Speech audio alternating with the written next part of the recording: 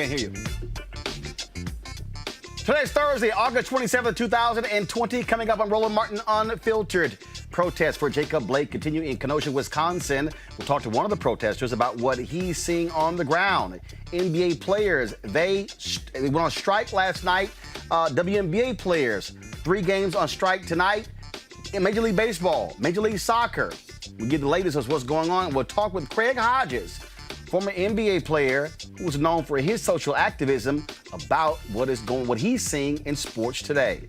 Also, folks, the March on Washington, the 57th anniversary is tomorrow. We'll talk with the widow of Rayshard Brooks, who is going to be speaking at the rally along with others who have lost loved ones. The RNC, their convention wraps up tonight. There's some black folks who spoke last night. A lot of lies being told. We'll break it all down for you. And Senator Kamala Harris rips Donald Trump today before his speech. Ooh, quite delicious. And you'll meet the woman who saw her home appraisal jump thousands of dollars when she removed all signs of her blackness. The crazy-ass white woman slapped an 11-year-old black boy at a go-kart track. We'll tell you what happened. Plus, a new round of anti-Trump as veterans go after him, as well as Republicans.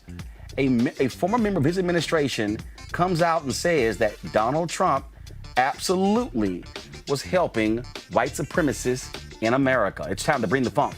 Roland Martin Unfiltered. Let's go. He's got it. Whatever the biz, he's on it. Whatever it is, he's got the scoop, the fact, the find. And when it breaks, he's right on time and it's rolling. Best believe he's knowing. Putting it down from sports to news to politics. With entertainment just for kicks, he's rolling. It's on go, y'all. It's Roland Martin, yeah. Rolling with Roland now. He's funk, he's fresh, he's real, the best, you know he's Roland Martin now.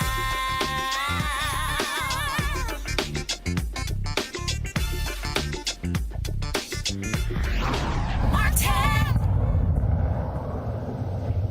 Last night, the 4th night of protesting in Kenosha, Wisconsin, of course, 5 days after a black man was shot in the back 7 times. Jacob Blake is still hospitalized. His father says he is paralyzed and he's actually handcuffed to the bed. No explanation of why that's the case. Although curfews was set for 7 p.m., demonstrators took to the streets to make their voices heard in various protesting. Here's some of the video, folks, of the protests that took place there. Folks are marching down the streets. You see them, hearing them as well. There have been other nights where, of course, you have seen trucks set on fire. And, of course, with the last night, the militia, the folks who were out there the last couple of nights, they were not there last night after one of their own 17-year-old white boys being arrested for the murder of 2 people. And so that's what's been going on there. Today, Reverend Jesse Jackson Sr. arrived in Kenosha to address the shootings of Jacob Blake and the pattern of killing black people in a news conference there. I want to make this point clear.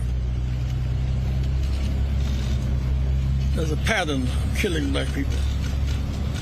When Roof killed 9 black people in church in Charleston, South Carolina, police took him to get a hamburger before taking him to jail. He walked away. The killer walked away free. When George Floyd was killed in Minnesota, the killer went home that night. The prosecutor said nothing could happen. The next day when Keith got the case, first time in the history of Minnesota black police had been indicted for killing a black. Breonna Taylor, the killer in Kentucky, still walks free today. The killer of Jacob, still home, the shooter, walks free today. The fact of the matter is, the prosecutor said in Minnesota they could not find a case against the killer of George Floyd. Keith Ellison, as Attorney General, moved quickly, indicted them. Now they're guilty to be proven innocent because of the horrendous killing. The burden upon the state's attorney in this state, Attorney General, to move and move quickly. We must know that justice works for the people. Second, I want to make this concern that shot in the back 7 times. 7 times. In front of his children. No, just in front of his children. No justification. When before McDonald was killed in Chicago, covered up the tape. 400 days, 16 shots. The line said he approached him with a knife. The film showed he shot him in the back. 16. Paid $5 million for cover-up, and it didn't work. So whether Kwame McDonald, Breonna Taylor, or Jacob here in Wisconsin, pattern, we demand justice from the country. There's a kind of moral desert at the top. Joining me now for a look at what's happening on the ground is one of the protesters, Kendall West, founder of the African American Club. Kendall, glad to have you in Roland Martin Unfiltered. Hi, sir. How are you? Doing great. There is this perception that all you see are out-of-control white folks out there protesting in Kenosha, a city 75% white. What is actually happening there from your perspective? From my perspective, the black population, the largest black population, are there as well. But to be honest with you, we are the ones that are doing the majority of the peaceful protesting. We've been organized. We've been very vocal about the actions that have been taken up until this point, from the shooting until present. So with that being said, we respect the law enforcement's rules, regulations, policies, procedures in reference to their, their orders when it comes to different curfews and stuff like that. So the agitators, the people who are out here making things worse, aren't of our majority.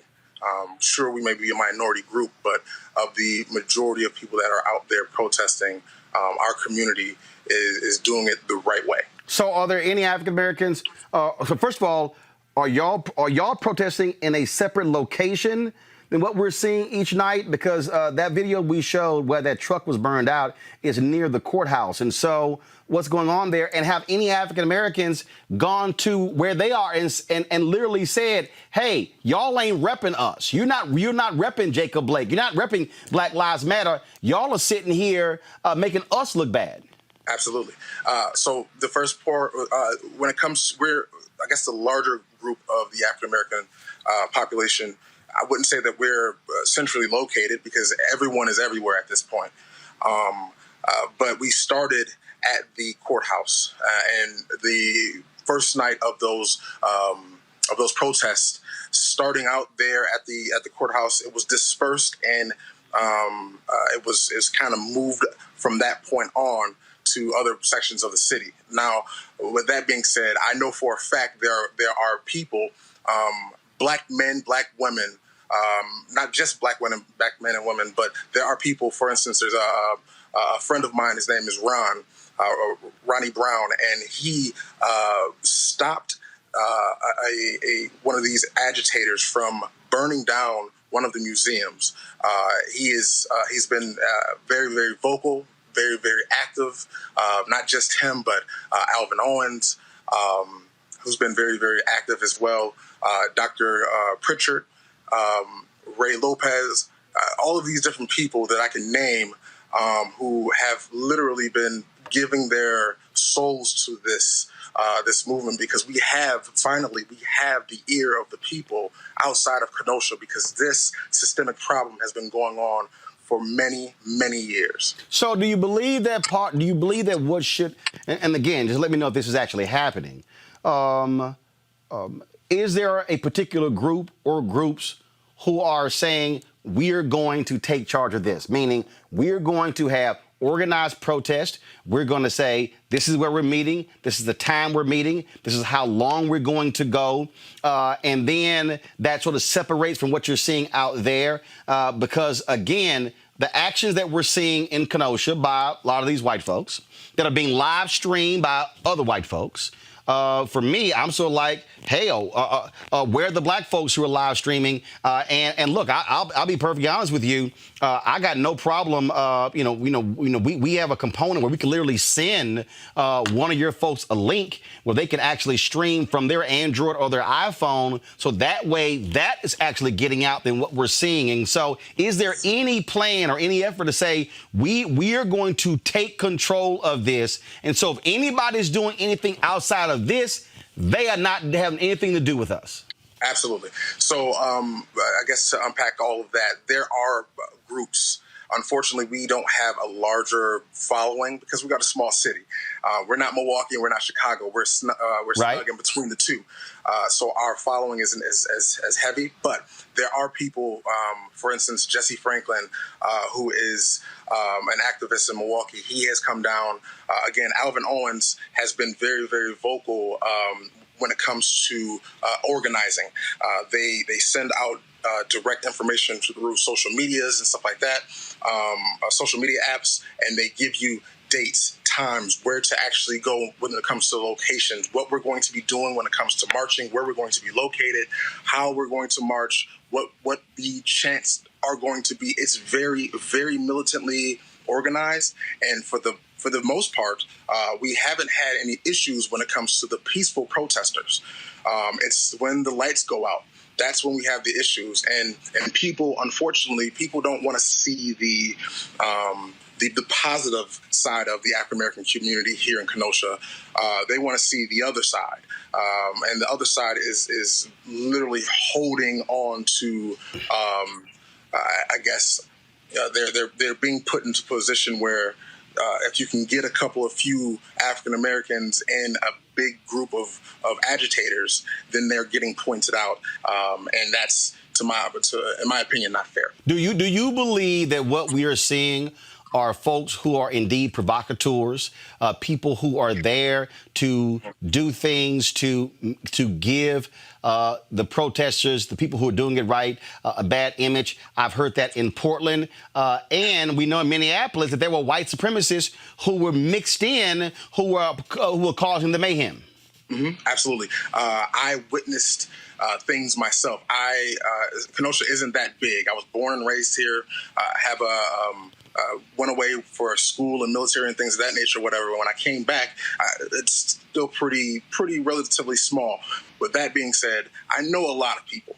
I know familiar faces. I know different faces, and the familiar faces are those who are in the peaceful portions of everything. The people that are coming from out of state, I don't understand why we're even seeing license plates that have Washington State. When it comes to, and I'm sure Wisconsin's great. It's amazing. We love especially the lakefront is amazing. But I haven't seen it. People coming from Utah. People are coming from all these different places, and they're centrally located in the areas where we're having issues. And the problem that we're having is it sucks even more because I've been able to see people not being able to hold their opinions on social media and things like that. So with that being said, I kind of want to bring to the forefront when it comes to these agitators. They're burning down the wrong neighborhoods. They are burning things that are literally for the black community. And these things and these places, I mean, from small business owners to or black small business owners to displacing kids or minorities, period, in a specific area. Now, this is not fair because to us, we know better. We know that these areas they're off limits. If you're going to protest this situation, why burn down the same population that represents the community that you're protesting for, which gives us and which gives me the opinion that it has to be someone from the outside, because there is no way you should be burning up the uptown in Kenosha, because that is our area. So have you or any of the other black protesters, has MSNBC, CNN, Fox News, these networks, have they reached out to y'all? Because again, if you look at what's being paid, now you've got all the candidates who are speaking on what's happening. People are demanding folks should be calling folks out for this. You've got, of course, these athletes who are now outraged by what happened with Jacob Blake. But again, I think just like what we saw in Portland and Seattle and other places, it begins to take this whole turn away. And again, I'm watching these live streams at night. I'm up till 2 and 3 and 4 o'clock in the morning, and I'm seeing a whole bunch of white people. I'm seeing maybe 1, maybe 2 black people, but for the most part, I'm seeing nearly all white people. Your vision is not flawed. You are seeing exactly what you described. To answer your earlier question, are they reaching out to us? I believe that they're reaching out to the people who are there for the photo op, unfortunately. They're there to say that I was in the presence of this guy, that guy, and the mayor. Whereas there are people who I've named earlier, just a small few, who are literally the people who are making the progress that needs to be done and needs to be seen. For instance, we have Frank Nitti, who's out of Milwaukee, who's marching to Washington right now with my business manager, Billy Violet. They are marching for this cause, and they have had issues and things like that. But I don't know if they have received the national news that they actually deserve. So that way we can have these conversations, not just have conversations, but have these conversations directed to a solution. Now, I apologize for talking too much, but no, you're fine. You're fine. The solutions are there, but no one wants to hear it. For instance, as the founder of the African American Club, it behooves me to believe that there has never been an African American club in the city of Kenosha, the state of Wisconsin, and or the entire United States of America. And with that being said, that hurts my soul, because we have other societies that have these places for African Americans or for their cultures to be developed, or their cultures to be experienced and enjoyed, except for us. So I took it upon myself to start the process of erecting a facility for the African American community and those who would like to enjoy the culture, to learn about the culture, not just the watered down slavery conversation of our history. We are inventors, we are doctors, we are lawyers, Black people are great. And it is up to us to show how great we are, but not just that, but to take ownership of it, because our culture is getting appropriated or misappropriated every single day. Things go viral every single day off of Black culture, yet the majority are those who are getting the accolades and things of that nature. So if there are, do this here. I mean, we have information. If any of your people, if they are live streaming, if they're live streaming your protest, I'm going to send our folks get your information. I have a guy. He live streams. His name is Corey, and Corey is literally he's the eyes on for us. All right. So Corey's the one. So he's shooting and he's live streaming. So and he's live streaming where? Facebook.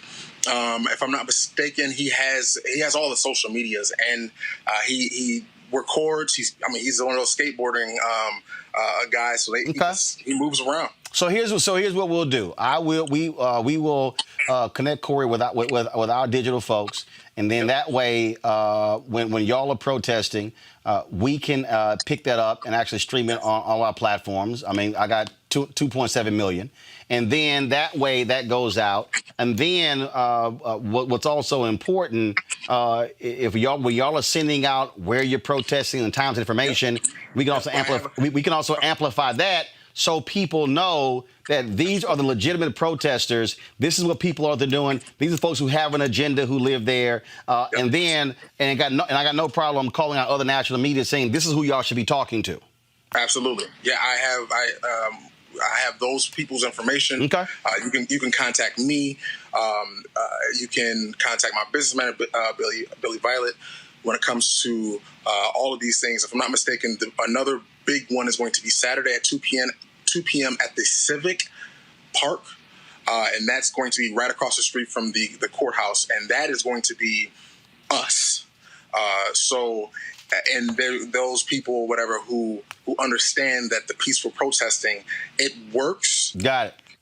Yep. And we're here for it. So, but yeah, and like I said, there are things that are in the works to kind of change the narrative, or to actually just change the narrative, especially when it comes to our community. Being here, coming back here, I observe that there's nothing for us to do, nothing for us to have or call our own. And again, that's the reason why I like to plug the African American Club. Donations are going to be there. Go to the AfricanAmericanClub.com. You can call me back if you have any questions or anything like that at 866-255-1865 or 866 BLK 1865 to get an idea of what the African American Club is, what we're planning as a social club as well as a business incubator, so that way we can harbor and foster those Black-owned businesses and Black-owned community inside of the African American Club. Tagline: Stronger Together. Tagline: Black Wall Street, Kenosha. All right. Well, look, I will have my booker send an email, get other information, and so we can push that out and amplify that. Kendall, we appreciate it. Thanks a lot. Thank you so much, sir. I really appreciate it. All right. Thank you very much. Want to bring my panel, Dr. Greg Carr, Chair, Department of Afro-American Studies, Howard University, Reese Colbert, Black Women's Views, Erica Savage-Wilson, host Savage Politics Podcast. Greg, I'll start with you. Bottom line is, this is why you have to have, again, independent Black media, because, again, what we are seeing every night, we are seeing white folks out there protesting in the streets. We're seeing them burn stuff up. You hear this brother saying, no, I'm from here. That is not us. And that has to be stipulated so folk understand really what's happening. Of course, brother. And yes, it is. No question. Everything I support, of course, Brother West, and everything he's saying. I think we have to be very careful, though. There is no standard that Black people can meet in this country that would satisfy our open enemies. There is no respectable level of protest. There is no refraining from breaking windows or anything else that would stop these people. Kyle Rittenhouse is a white terrorist, and so are the police everywhere, including Kenosha. They gave him water bottle. He's got his long rifle over there talking, and this boy goes over here and starts his murder rampage. And we saw that he would be rewarded. If he wasn't arrested, he'd be like Mark and Patricia McCloskey at the Terrorist National Convention this week. He would be given a medal. He would be given a platform. My point is this. Brother Kendall can try to educate all he wants. You go back to the Atlanta insurrection of 1906. Dr. Du Bois was like, and living in Atlanta, saying, I think the world is just thinking wrong about race. And then they lynched a Black man and stuck his knuckles in the butcher shop window, put them on display. My point is this. There is no way to convince these white nationalist terrorists that we deserve to be human. The only thing they are going to respect is when we break their backs through economics, through politics, through organizing. And those white people who don't want to be on the wrong side of history need to join us. But it ain't about how many windows you shattered or whether you shattered them or not. As Charles Blow said in the New York Times yesterday, their job is to spread confusion and obscure reality. They have a reality and they're going to stick to that. I don't give a damn if we all marched in line silently and ain't break nothing. That's not the issue. See, here's the deal, Erica. My deal is not making them comfortable and saying, oh, no, we're all peaceful. The issue for me is I want to make sure that Black people are the ones who are getting the attention and are speaking to the issues in Kenosha, and not have national media just show these images of a bunch of white folks running around. And as you heard Kendall say, they're looking at the license plates. Look, the white boy, Kyle Rittenhouse, was from Illinois. He said, we got white folks who are coming in from all these other parts of the country, which says they're not local. And so what they're doing is just running to the next hotspot, bringing all their mayhem, acting a fool. And there needs to be somebody say, no. Where are the people who are from here, who are going to be living here when these fools move on to the next hotspot? Yeah, you're absolutely right, Roland. And, we've seen this in the cause that Tamika Mallory and Linda Sarsour have taken up in Louisville, Kentucky. I saw Facebook videos of white domestic terrorists, a.k.a. militia groups, that were occupying the areas with which they are protesting. They were recording license plates, and they were actually reporting live hour by hour of what the activity was against what they consider to be radical Black and brown people. So, I do agree with what Dr. Carr said around, there's no way that a Black person can comport themselves to really gain some level of sympathy or understanding or empathy or really kind of alignment with what's right. But also, to your point, Roland, about ensuring that people that are on the ground organizing and doing the work are the folks that are talked with and connected to, because we've seen Tucker Carlson successfully with his white terrorist campaign continue to lift forward and place sympathy around Kyle, who is in fact a white domestic terrorist. So that's why platforms like this are of the utmost importance. And that honestly, it is up to the audience to really kind of share out this platform in a much more meaningful way, because even though, mainstream media is very much so prominent, digital is taking over. And so again, we are in this new era of civil rights, and it definitely is going to require that all of us get involved, not just a few people, but all of us. The key here, Reese, is making sure Black people stay centered. Because, see, again, what happens in this, and we see it, it's already happened. Jacob Blake gets shot 7 times in the back on Sunday around 5 p.m. All of a sudden, you have protest. And then you have, all of a sudden on Tuesday, white boy loses his mind, comes with a gun. He kills 2 people, both white, shoots a 3rd person who's also white. And so all of a sudden, now the conversation is actually a white supremacist who fires his gun, who shot 3 white people. In the midst of that, has nothing to do with the actions of Kenosha, Wisconsin, and how they treated this Black man. And so I think what always has to happen, and it was the same thing that happened in Portland when we had the folks on with the Vote Wall group. My whole deal is that's where the messaging has to go out, where Black folks say, hey, that bullshit, that ain't us. So don't y'all come here talking about Black Lives Matter and talking about Black people. No. Go get y'all white folks who over there acting a fool. That's not us. Yeah, I mean, Roland, I do agree with you in the sense of how these movements tend to be gentrified in Columbus by white agitators. And, they do manage to slip in the white supremacists and white nationalists and the white domestic terrorists like Kyle Rittenhouse. And actually, I wouldn't even call that slipping in, because here you have the Kenosha police in tanks for peaceful protesters that are lollygagging and handing out water to armed domestic terrorists. And saying glad y'all are here. Exactly. So I still tend to side with Dr. Carr on this. This is not about respectability. This isn't even about order in terms of peaceful protesting. The order is about the social order of white supremacy. And that welcomes violence, whether it's white victims or Black victims. If you're standing on the opposite side of that white supremacist social order, then you're collateral damage, and the person who kills you, who's a white terrorist, becomes a martyr on Fox News, Tucker Carlson and Ann Coulter and all those other degenerates. And so I don't think that it's a matter of how we comport ourselves. As Eric also said, I think it's more of a matter of the media doing what they want to do. And as Black people, we have a duty to do what your show is doing, which is centering the Black voices, not for the sake of saying, look how respectable we are, but for the sake of making sure that our issues are centered. The fact that Jacob Blake is handcuffed to a bed, what crime did he even commit? And the cops will not say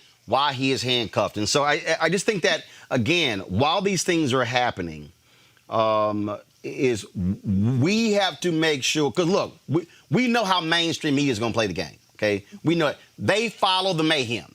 All right? Yeah. You set it on fire, shots fired, they're showing up. You got a peaceful protest where they're talking about issues, they're not there. And so my whole deal is we've got to make sure that when these things happen, we're constantly centering that, because when they this all go back to controlling the narrative.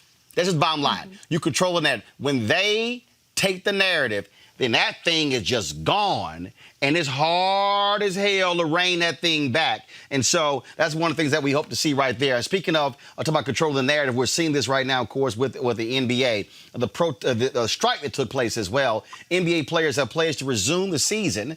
The plans were confirmed today by two people who were part of the discussions, who spoke on condition of anonymity because talks were ongoing about several details, including when to return to play. And the athletes' protest began when a walkout with the Milwaukee Bucks players, leading to the NBA to postpone all the playoff games. Well, actually, no.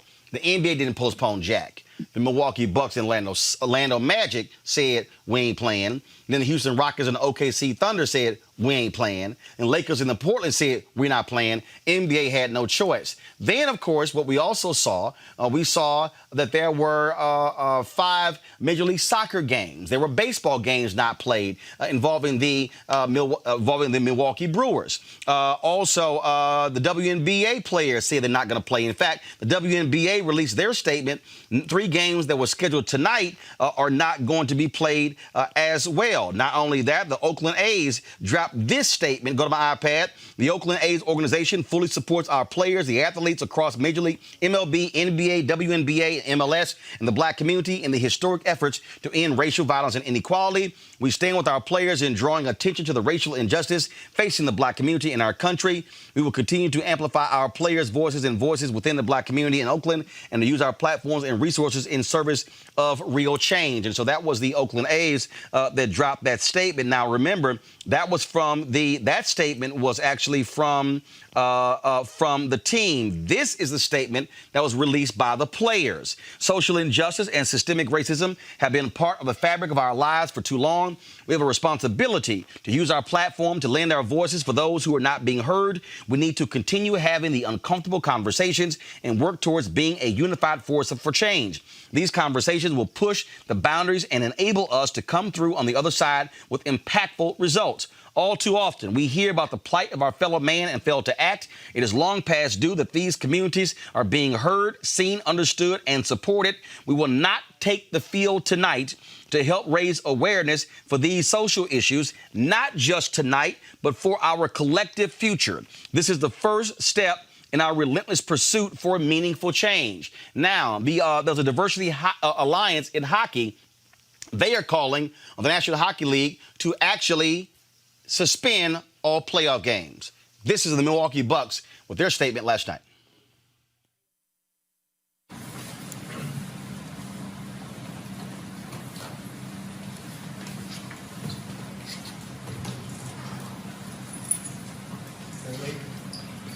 Well, as you can see, we all thank you guys for taking upon your time to stay here with us. We're sorry that it took a little bit more time, but we thought it would be best for us as a team to brainstorm a little bit, educate ourselves, and not rush into having raw emotion, giving you guys things like that. So on behalf of ourselves and our team, we're going to place a statement as a team today and go back and continue to educate ourselves and get better awareness of what's going on, and then speak to you guys later. So we'll come up with a statement now. Our team statement. The past 4 months have shed a light on the ongoing racial injustices facing our African American community. Citizens around the country have used their voices and platforms to speak out against these wrongdoings. Over the last few days in our home state of Wisconsin, we've seen the horrendous video of Jacob Blake being shot in the back 7 times by a police officer in Kenosha, and the additional shooting of protesters. Despite the overwhelming plea for change, there has been no action. So our focus today cannot be on basketball. When we take the court and represent Milwaukee and Wisconsin, we are expected to play at a high level, give maximum effort, and hold each other accountable. We hold ourselves to that standard, and in this moment, we are demanding the same from lawmakers and law enforcement. We are calling for justice for Jacob Blake and demand the officers be held accountable.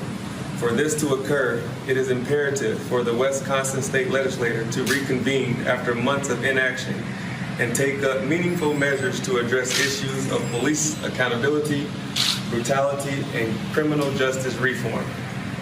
We encourage all citizens to educate themselves, take peaceful and responsible action, and remember to vote on November 3rd on behalf of the Milwaukee Bucks. Thank you. Thank you. Do you guys intend to finish the season? All right, folks, again, support has come for this walkout has come from even former NBA players. Here is Chris Webber, a longtime player in the NBA, now an announcer for TNT. Nothing will change tomorrow. We know vote. We keep hearing vote. Everybody vote. But I'm here to speak for those that are always marginalized. Those that live in these neighborhoods where we preach and tell them to vote and walk away.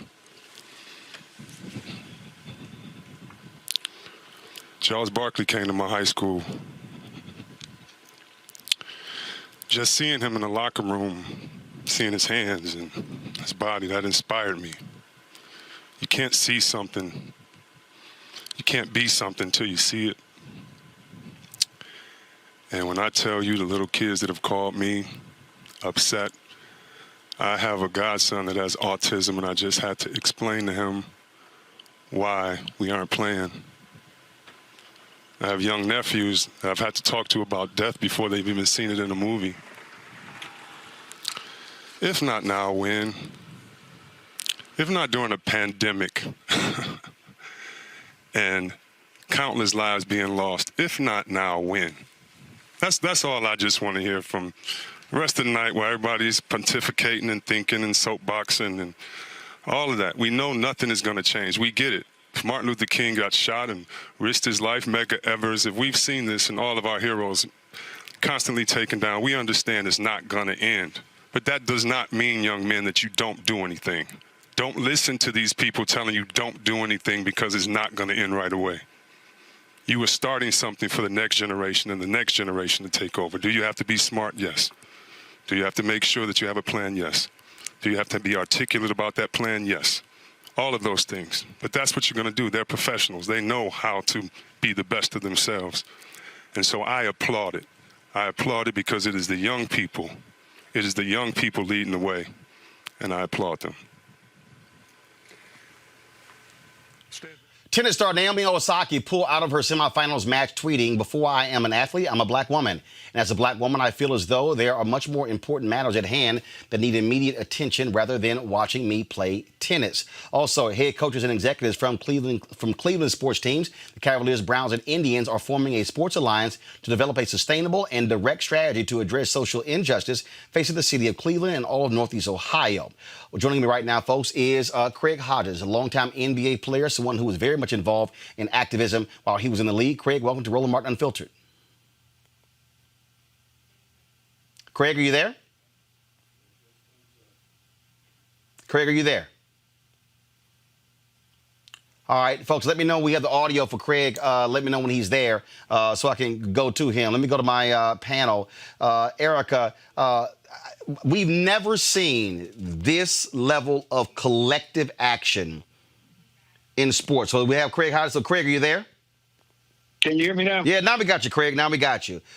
Craig, we've never seen this, guys, thank you. We've never seen this level of collective action in sports ever. To see the actions of players in NBA, soccer, baseball, tennis, hockey, just your thoughts on what you're seeing. Well, first of all, brother, I want to thank God for you and giving us a venue that is true and correct. And, right now it's historic times, man. So when I look at it, it's a spiritual blessing that's going on, man. And I truly feel that finally the light is being shed on, people that have sojourned in this land for a long time. And to see the young brothers step up yesterday, and to see people around the world and other athletes pay acknowledgement to our ancestors' legacy, man, it's a beautiful thing for me. And now I believe now is when the work really begins, because it's a paradigm shift, and that old reality is no longer alive. So now we have to create that new reality, and it's a nice challenge for us as Black men, and for the entirety of our community. When you talk about that particular issue there, so for instance, the players themselves have made it perfectly clear in the NBA that they want to do more. That they were on a call with the owners and making it perfectly clear. I was also reading one story that I found to be interesting, where Michael Jordan, who you played with in Chicago, owner of the Charlotte Hornets, he told the NBA, he said, "Hey, to the owners, listen to them before we start talking." And now the owners are realizing there's going to have to be more that they do as well. I just got a statement that was sent out by the Baltimore Ravens. Guys, go to that. In this statement, the Baltimore Ravens say, though we cannot right all the wrongs of our country's history, we can arrest and charge the police officers responsible for Breonna Taylor's killing and the shooting of Jacob Blake, demand that Senator Mitch McConnell bring the George Floyd Justice and Policing Act of 2020 to the Senate floor, end qualified immunity, require body cameras, ban chokeholds and no-knock warrants, hold police accountable in court, establish a framework to prohibit racial profiling at federal, state, and local levels, support state and federally funded CALEA accreditation and national standards of care in policing. I think, Craig, when you have all of a sudden owners who are going to realize we have no product without the players, we have no choice but to ride with them, because the last thing we want is for more of them to say, we're not playing. And that's the dilemma, that we have a choice to make right now. We have a choice to create a whole new paradigm where it's going to be true ownership sharing, where no longer is it going to be just an elite class of people that own brothers and have them running. Now is the time for us to sit down as a collective and decide what direction we want to go as, regardless of athletes, entertainers, whatever venue or perspective or in life. Now it's time to toe the line and be, solid with your people, man, because no time in history is like today, because for Nixon, the ping pong diplomacy. And I know when I look at LeBron James, Giannis Antetokounmpo, Kevin Durant, I know who we are. And I know that this is a generation of fulfillment. So what we're seeing is the redemption of a people, and it's never been seen before our eyes, especially us who have built everything under the sun. What would be your advice moving forward? Because obviously players are saying we want something to happen. You have other people who are saying shut up and dribble. And so if you were talking to them, if they reached out to you, I know that they've reached out to Dwayne Wade and former players, things like that. What would you be advising them? As somebody who, let's just be real honest, your career ended early because of your activism. Absolutely. Right. So for me, when I look at it, they never should have went to the bubble. And, no one will take us serious until we show that we're serious and we stop playing games. So for me, when they blacklisted me in 1992, I realized why it was. And I realized that now why it is that Michael Jordan is the lead. I understand why Last Dance came out when it did. We have to realize why these things are happening on the corporate level, and to realize that who is really on our team. And that, I look at MJ, okay, I love you, brother, and what you're doing, but at the same time, where you been? So it can't be no Johnny-come-lately thing where I'm at, because right now is the most critical point in the history of our people and this nation. So it ain't, let me say this, Roland, to everybody that's listening.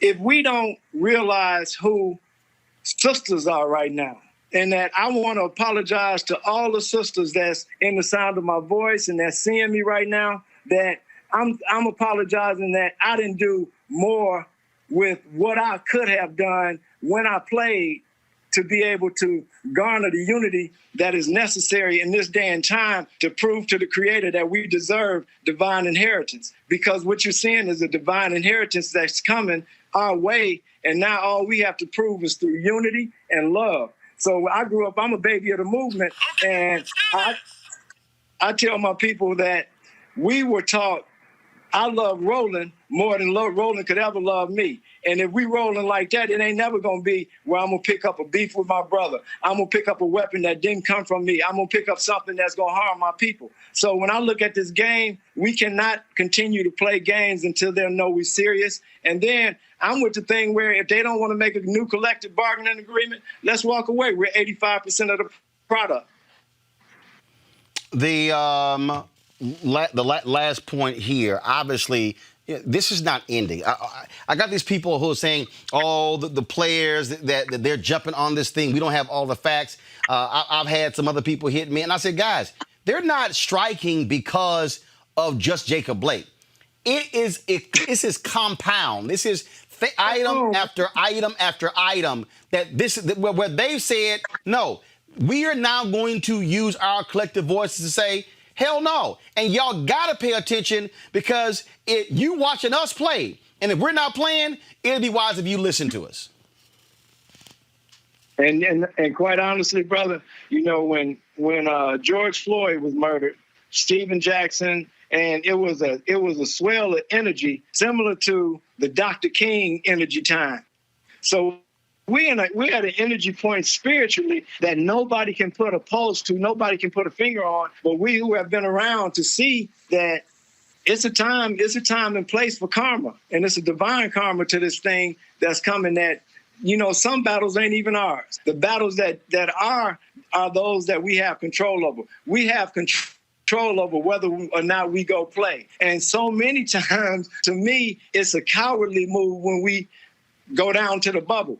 To me, when I look at the sisterhood, when I look at the sisters in the WNBA, when I look at the sister Osaka, the tennis player, man, the courage involved in that. And I'm saying, come on, brothers, at which point in time are we going to say we can do, the only thing that the owners provide for us is an infrastructure to play in. That's it. We got the brightest people on the planet in our women who can do payroll, who can do scheduling, who can do uniforms, and can do everything else. So, of course, the NBA is going to give a little bit and then bring Michael to the forefront. Michael can't do that. And I'm telling you now, I'm older than you are. You cannot try to calm this energy among my young brothers because it ain't on you to do that. Don't bring out none of the people that you bought out when it was that Donald Sterling garbage. Because within the context of this racial thing going on within the NBA, they so woke. They wasn't woke when my brother Mahmoud Abdul-Rauf wanted to say his salah. You wasn't woke when Craig Hodges went to the White House and told President Bush the same things people crying about today. But we couldn't cry about 900 murders in the city of Chicago in 1991 when we went in our first ring. Oh, we want to go smoke cigars and pop champagne bottles while our people are dying. It's over for that. And check this out, brother. All of this happening in the height of Trump being nominated again. I love it. I love it because it's a spiritual transition that is happening, and it ain't no financial transaction, brothers. So y'all got a choice right now.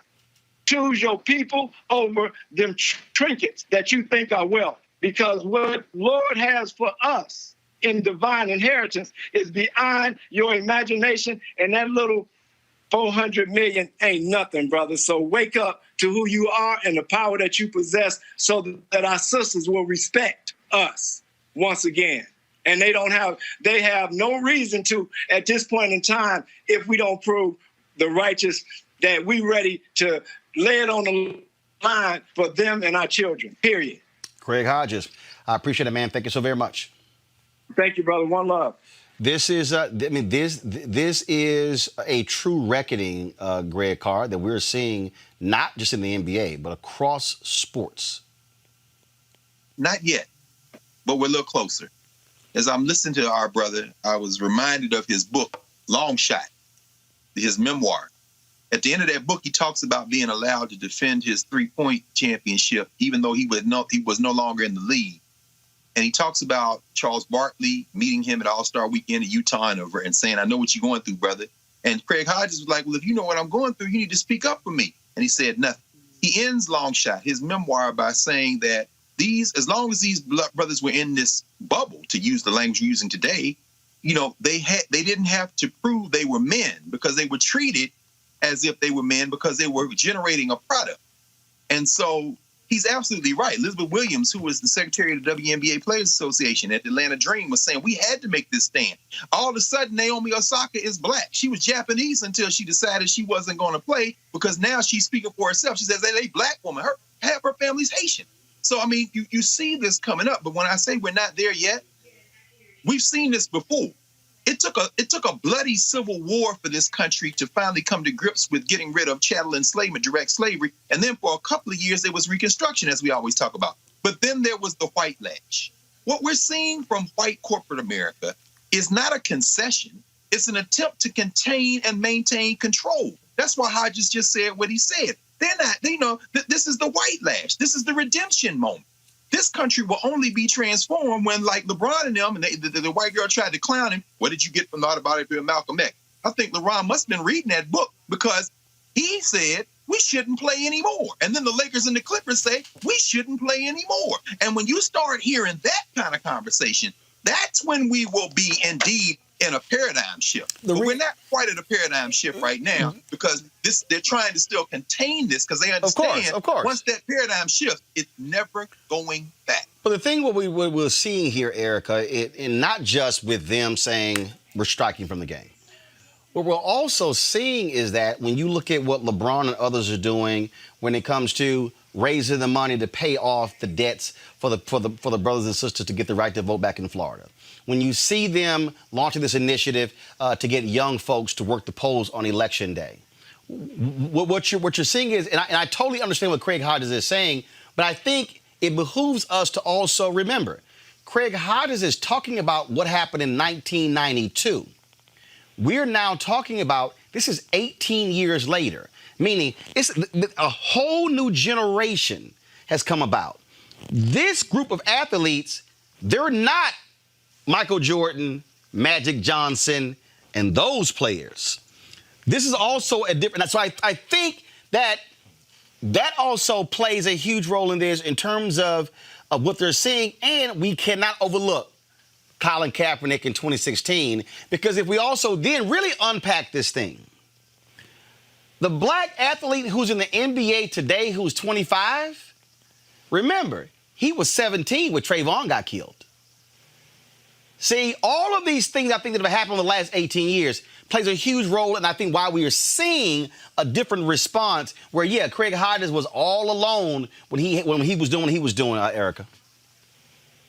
Yeah, sure, Roland. I think that's because there was not a real aggressive continuum. So now what we're all feeling is in somewhat kind of complacency that has ruled the day for many, many years on the backdrop of all of the different violence mechanisms that we've seen against black bodies. They've never stopped. They've continued. And then when we think about the WNBA, we think about Maya Moore, who walked away so that she could continue to advocate for a black man who had been unjustly locked up for over 20 years. You know, it just kind of all depends on almost, where the spotlight is. And then that is kind of shine more brightly than it is in other spaces. But I think kind of like in the hour of where we are right now, one of the things that Mr. Hodge said that I definitely can appreciate is that, in essence, because of all of these different atrocities that have continued to happen to Black life, that it would have been a real stand to say, no, we're not going in the bubble at all. That being that the league, the NBA, is over 85% Black, they actually have power, because most people that watch the game, if they're honest, they're looking to see the swag that a WNBA and NBA player has. So when we kind of peel back and to use Brother Hodges' words when he talked about it's not about smoking these cigars and popping champagne, it really has not been about that. But we're in this pandemic moment. We're in this economic collapse. We are in a housing crisis. We now are seeing that this son of a Klansman has said that he is going to do his due diligence to ensure that the vote is actually held up, suppressed, and rigged. And he's going to do that by any means necessary to say that this is a time to pause, to assess everything. Right. And great that the efforts that they continue to push, but more needs to be done at this level. But here's the deal. Here's the deal right here, Reese. First of all, it was 28 years since Craig Hodges, and so you got guys right now in the league who weren't even born when Craig Hodges was whiteballed by the NBA. But what I am hopeful of is when you see a Kenny Stills go from the Panthers to the Texans, and he's still involved. He was there when he got arrested. He was arrested with Tamika Mallory and Until Freedom. When you're seeing that, you are seeing a different level of consciousness from these players than what we've seen before, because before it was a few. Now it's a lot more, and I think as they continue to get more educated, more connected with the information, and the money has also changed. I mean, we got to put that out there as well. You got a cat now, by the time they finish their first contract, they got 10, 12, 15, 20 million they've made. And so the money also changes the ability to be able to determine and use your voice. Yeah, I mean, I give a lot of credit to the NBA and WNBA players because, to be honest, I mean, being on social media, you see a lot of Black people who make every excuse to do just even the bare minimum of voting. And so these people are putting their livelihoods on the lines. Got it. And they don't have actually any direct impact on Mitch McConnell or on the Wisconsin legislature, but they are still taking a very strong stance. And I applaud them for that. And I do applaud that they are encouraging more civic engagement. And I think that that's really the takeaway for me, is that this isn't saying we are martyrs in this situation and we alone can fix it. What they're saying is let's all stop, take a pause, and really recognize the severity of this situation and how we can be engaged and how we can be involved. You know, I mean, I applaud what Brother Hodges said as well, and I applaud the stand that he took.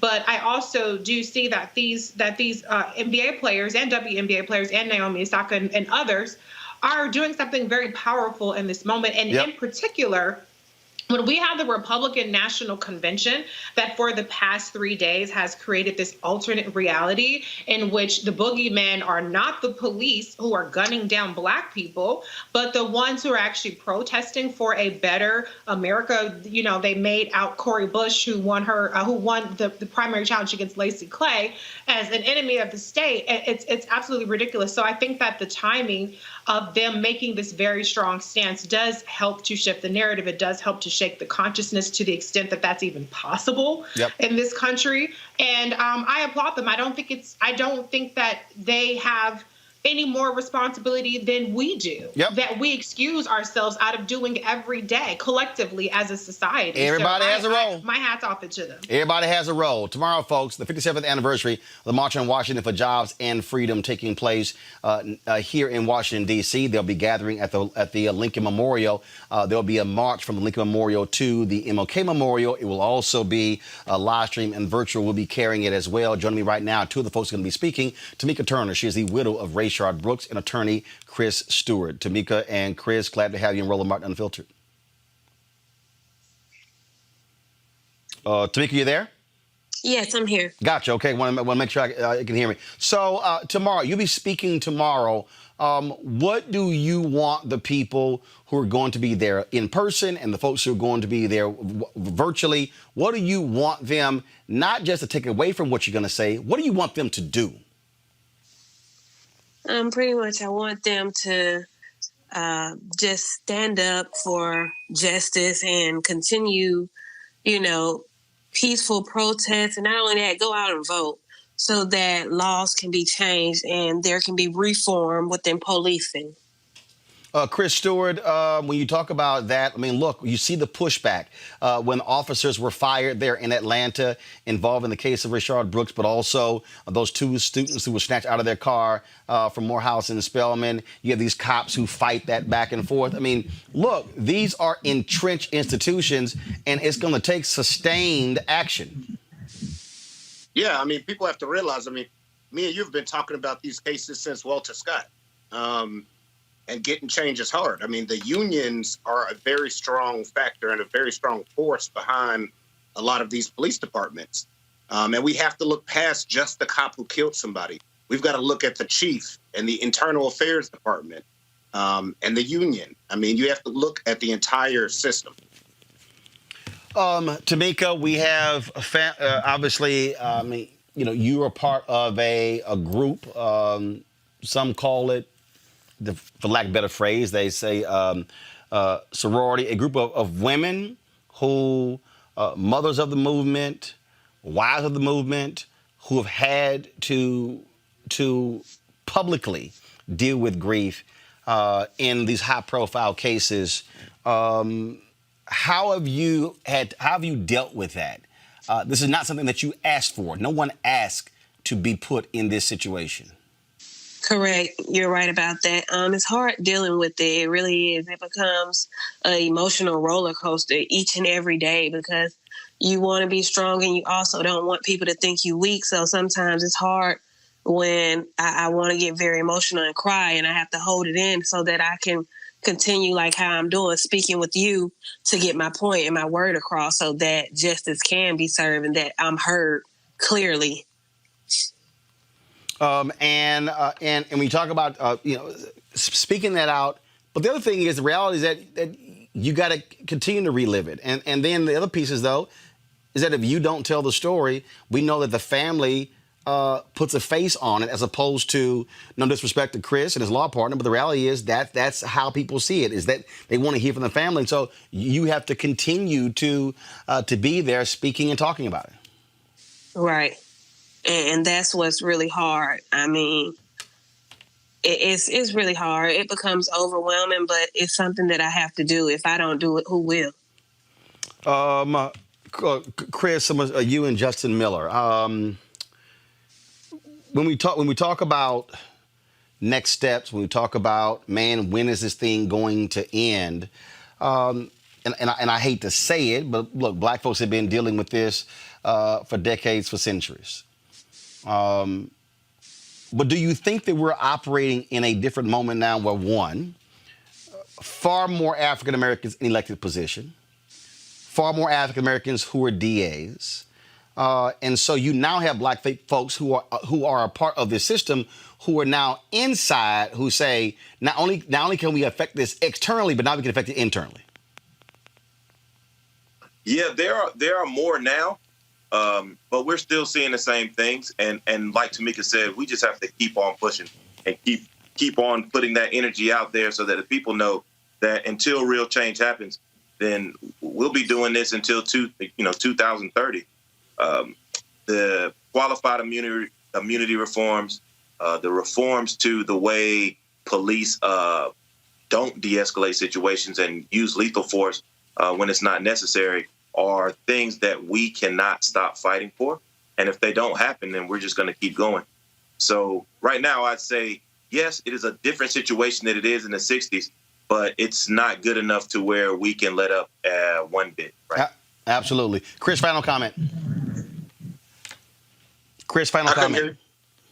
Yeah, I mean, we just got to keep it going, man. Like, even, you continue to push this, all the media continuing to push this, the celebrities coming forward and using economic power, which is the quickest way to change.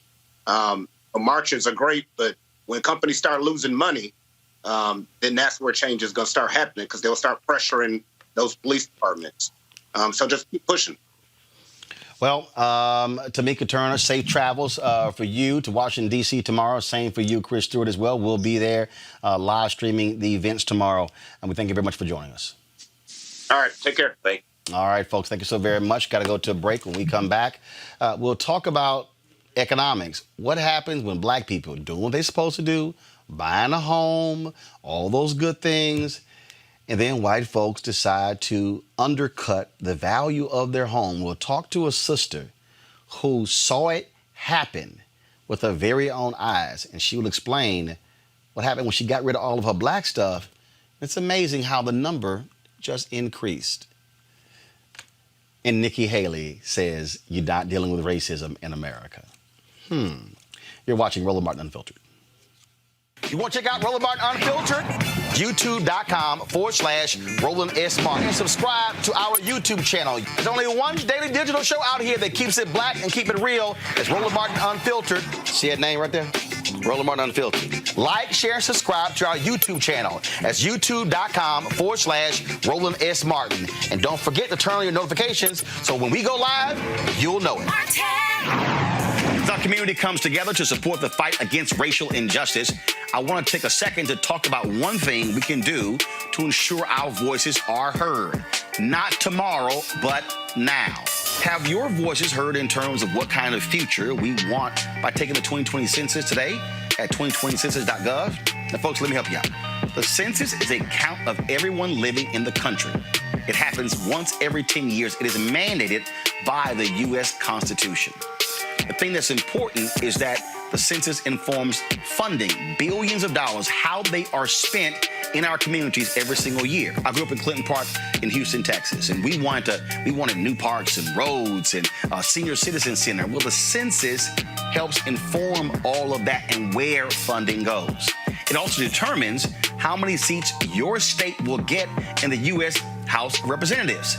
Young black men and young children of color are historically undercounted, which means a potential loss of funding or services that helps our community. Folks, we have the power to change that. We have the power to help determine where hundreds of billions in federal funding go each year for the next 10 years. Funding that can impact our community, our neighborhoods, and our families and friends. Folks, responses are 100% confidential and can't be shared with your landlord, law enforcement, or any government agency. So please take the 2020 census today. Shape your future. Start at 2020census.gov. All right, last night was day 3 of that Live Fest, Republican National Convention. Former NFL football player Jack Brewer, who is actually charged with insider trading, he spoke last night. And also 1960 Greensboro sit-in participant Clarence Henderson. They're among those who praised Donald Trump. Oh, just listen to what they said he's done for the blacks.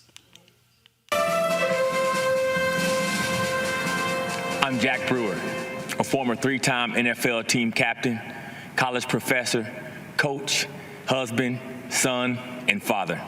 I'm also a lifelong Democrat, but I support Donald Trump. Let me be clear. I didn't come here for the popularity or the praise, the likes or the retweets.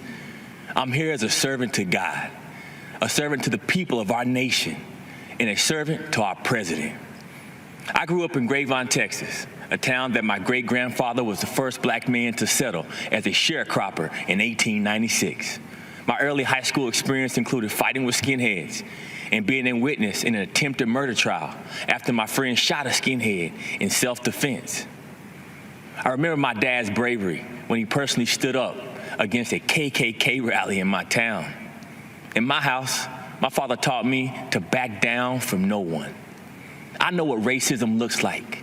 I've seen it firsthand. In America, it has no resemblance to President Trump.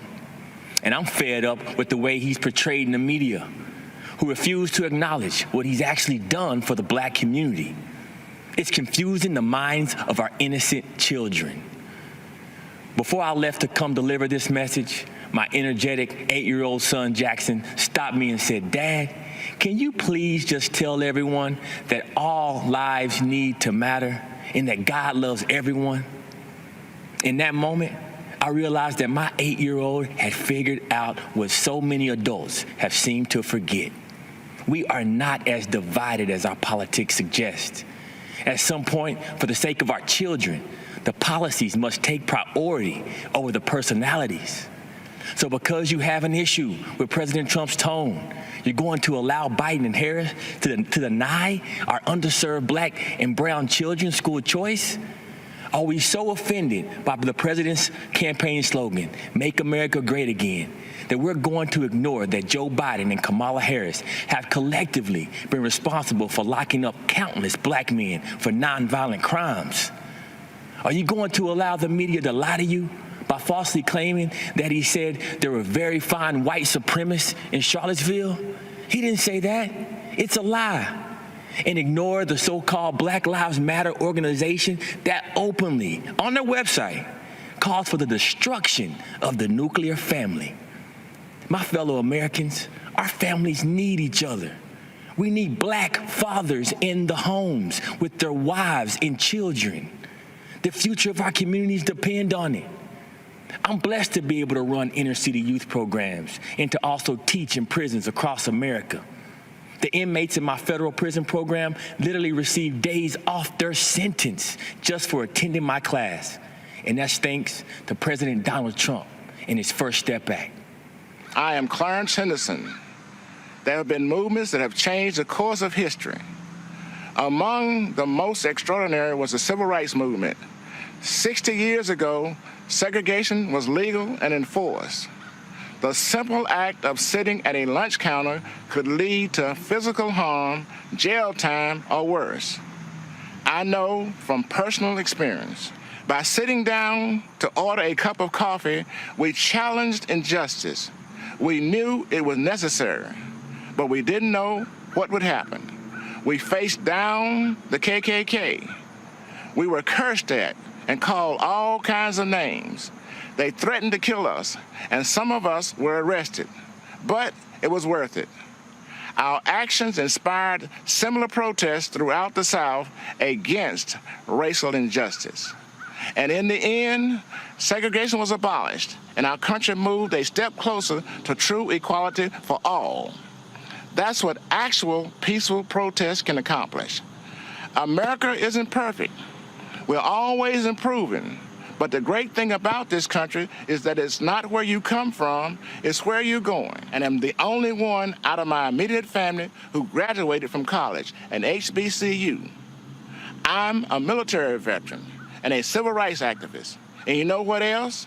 I'm a Republican, and I support Donald Trump. If that sounds strange, you don't know your history.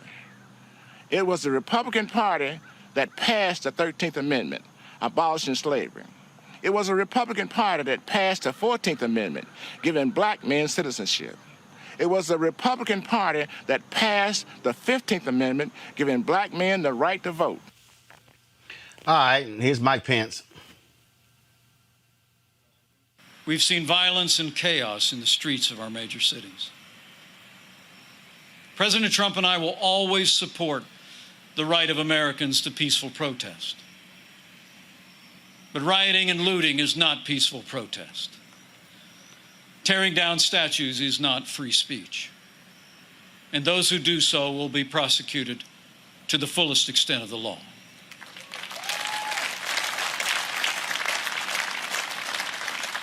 Last week, Joe Biden didn't say one word about the violence and chaos engulfing cities across this country. So let me be clear. The violence must stop, whether in Minneapolis, Portland, or Kenosha. Too many heroes have died defending our freedom to see Americans strike each other down. We will have law and order on the streets of this country for every American of every race and creed and color.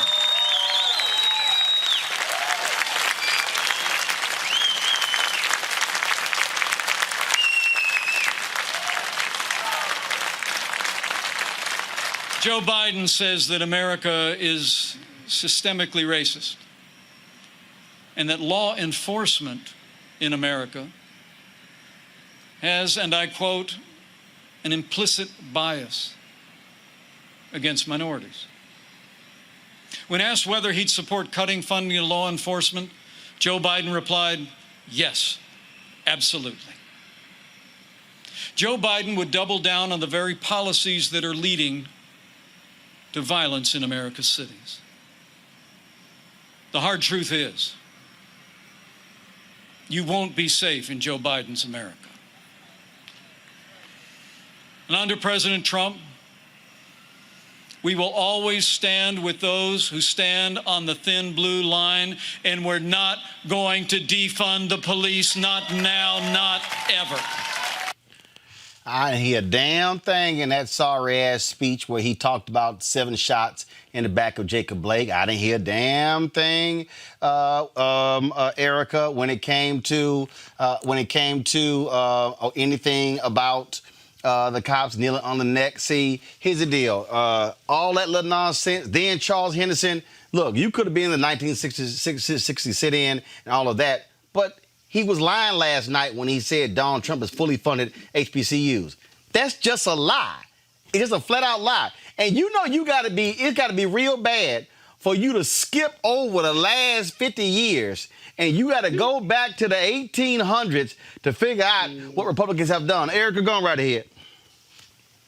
Well, Roland, I think that the reason why we didn't hear any of those, anything related to Jacob Blake is because we saw a Klan rally. And so why would you hear any type of remorse over the shooting of Jacob Blake? Why would you hear any empathy for the family, for Jacob Blake, whose life has been drastically changed at only 29 years old, that this young man has had his intestines and his colon removed, and as you reported at the top of the show, is now being handcuffed by a slave patrol member? You're not going to hear that, particularly when they're telegraphing this maskless, disgusting message from Fort Henry, Maryland, which is the home of many Confederate statues. So, everything that we heard is definitely in lockstep with the regime leader, the son of a Klansman. So he wasn't talking to a diverse group. He's talking to the same person that ensured that brown immigrants and their children, their babies, were locked in cages. He's talking to the same group that feels as though assimilation is the best way to be connected. And that's for that token crowd. This was not a message for America. This was a message for white America, for those who can now boldly really move forward and have this kind of coded message that says that, well, because they do in fact stand for law enforcement, particularly not around this so-called president who has been using the Constitution as toilet paper since he actually walked into office. We're talking about a person that was impeached by the House for obstructing Congress and for abuse against this government, against this country, that the Senate, which is led by Republicans, refused to impeach. And when in fact, Mitch McConnell went on Hannity and said in December of 2019 that they were in concert with the White House and that they were going to do everything that was possible to ensure that the president was in fact acquitted, so to speak. And I'm paraphrasing a bit, but all of that to say this was really par for the course, especially from Mike Pence and from all of those individuals that were gathered there. Reese, go ahead. Well, go ahead. I mean, we're not safe in Trump's America. So this whole notion that all of the shit that we're seeing right now in Donald Trump's America is what we have to be afraid of in Joe Biden and Kamala Harris's America? No. And these quisling Negroes that they put out there to say stupid things like all lives matter or I know racism and I don't see racism in Donald Trump. Have you not seen how this person has operated? We don't have to just listen to what Donald Trump says, which is incredibly racist. We've actually seen the way Donald Trump has governed for the past 4 years almost. And so this is not a hypothetical. This is not an academic exercise. This is what we've seen every single day from this white nationalist administration. And so for Mike Pence to sit up there and talk about law and order, the Trump administration is a crime syndicate. I truly believe that we're looking at RICO charges for all of these people in the Trump administration and the Trump family once they leave office, and they investigate all of the things that they've been doing, all of these financial crimes, which Tish James and Cy Vance in Manhattan are on their ass about. They're going to have some really, really big problems, but we've seen complete lawlessness, as Erica said,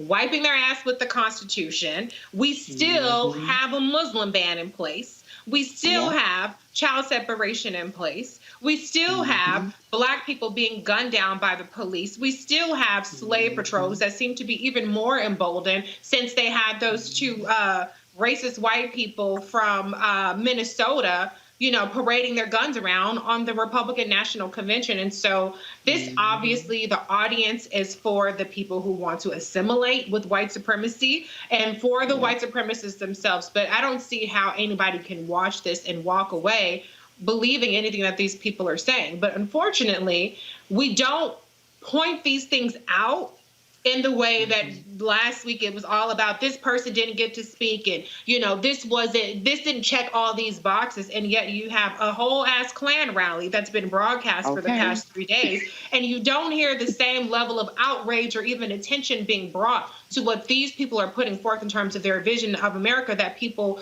were on Biden-Harris's case about. Bottom line is, Greg, go ahead. Do what you do. Your assessment. Listen, No. I think Eric and Reese have framed this perfectly. It is a Klan rally. It's a white nationalist terrorist Klan rally. And Brother Henderson is absolutely right about the Republican Party of Reconstruction, as you say. See, white nationalism is a floating signifier. It can apply to different moments of time differently. So, yes, during the 1860s and 70s, it was the radical Republicans, the Charles Sumner and them, Thaddeus Stevens and them. Yes, the Democratic Party, the party of Andrew Jackson, was the kind of locus for the white nationalist party. The white nationalist party can float anywhere. And because of the efforts of Brother Henderson and those stalwarts of the civil rights movement who penetrated the Democratic Party, it drove many of the open white nationalists into the Republican Party. The brother said he really don't know history, and I'm not going to lay that at North Carolina A&T. I mean, I went to Tennessee State. I hope that if he had gotten a degree from there, he'd be a little bit different. But Jack Robinson was a Republican who recognized what was happening very quick. Barry Goldwater was nominated in 1964. But to Erica's point and Reese's point, again, this must be said over and over again. Even as the ratings were down yesterday, because we don't really watch that bullshit. So I mean, we watch. Some people hate watch. I watch because I really enjoy my thing, and I'll tell you why. This is where I'm going with this, among others. Charles Blow said it again. Their job is to erase history and cloud reality.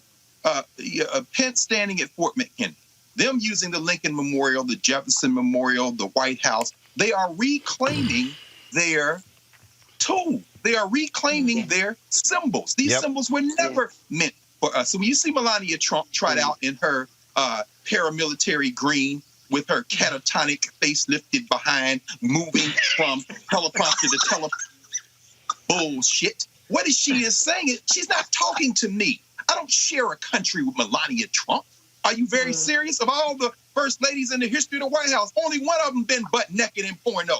And so she represents the ideal of white womanhood for white men. Now, it's very clear. I'm not mad at Kim Klacik or Vernon Jones, or I'm not mad at Jack Brewer or David Cameron. Why? Because clearly their strategy is going to be to get this election close enough to steal, and they're trying to lash black overhyped masculinity to white overhyped masculinity and maybe try to peel a few black men away from going to the polls.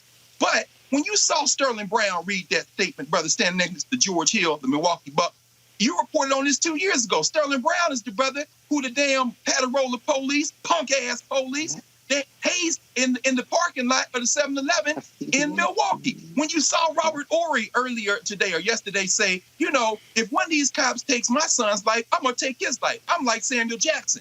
Yes, and when you saw Chris Webber, when you saw him tear up, those aren't tears of sadness. But he was looking down the whole time when he was talking about Charles Barkley.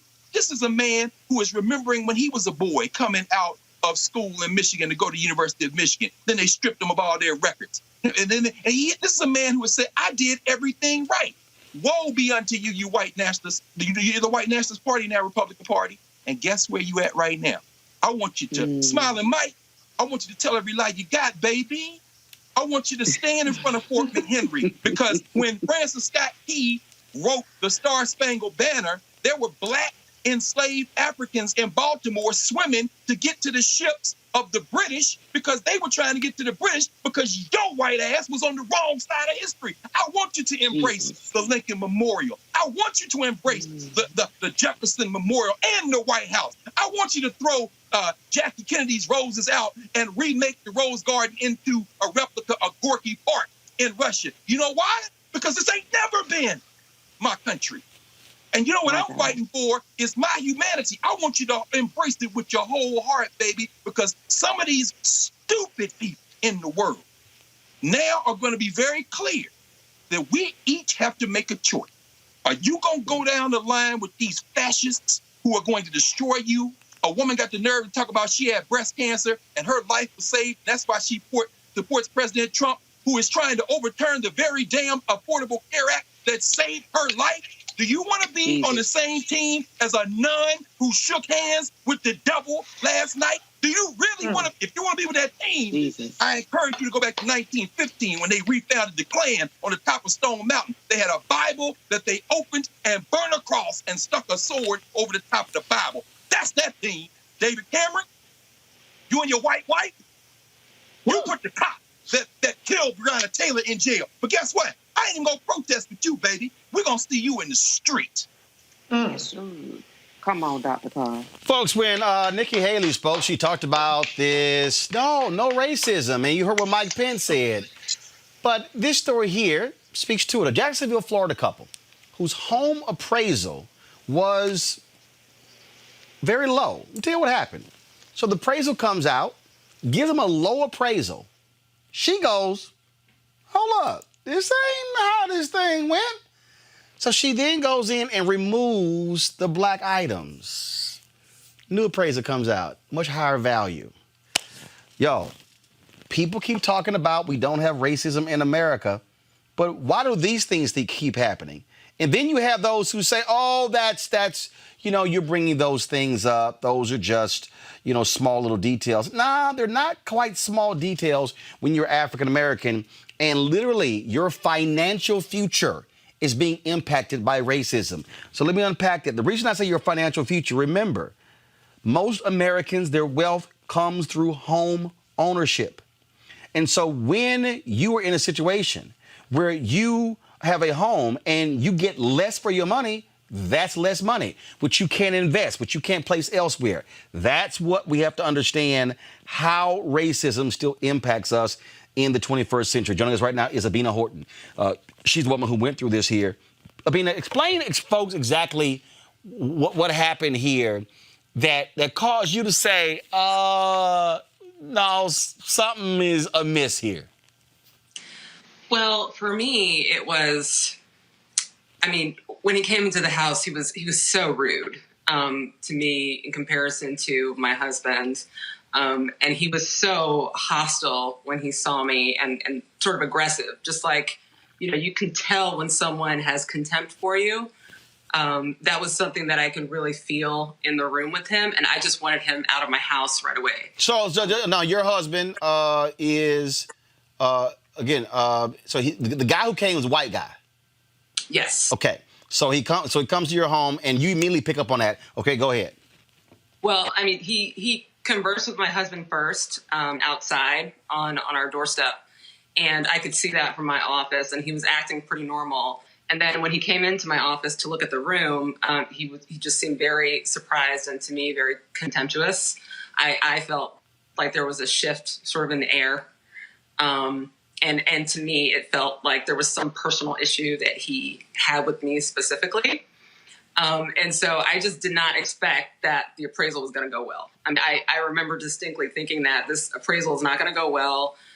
There was a certain number that we needed to hit so that we would be able to get the best rate for our refinance transaction. And I didn't think we were going to get it. So you thought, hey, this is really a $450,000 house.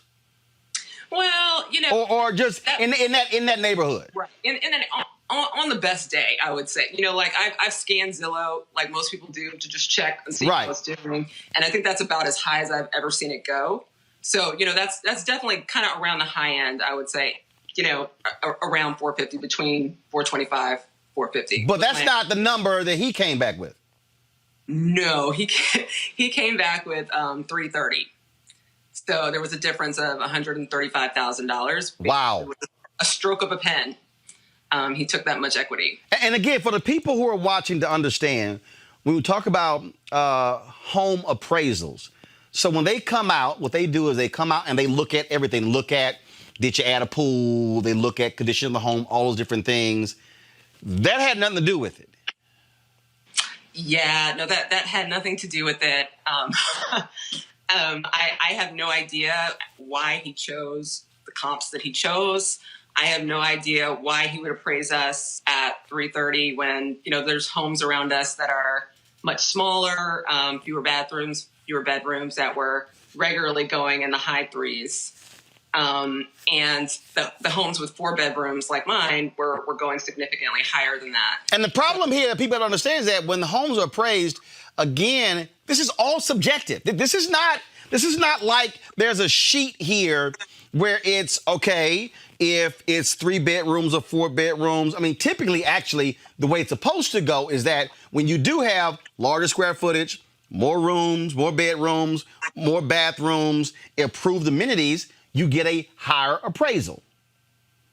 You would think, and also I think one of the more subjective terms is condition of the home. Right. That's something that factors in as well. So I think that's something where that really has to do with the eye of the appraiser. They're inside the house, really observing, small differences. They're looking for termites. They're looking for, structural damage, that sort of thing.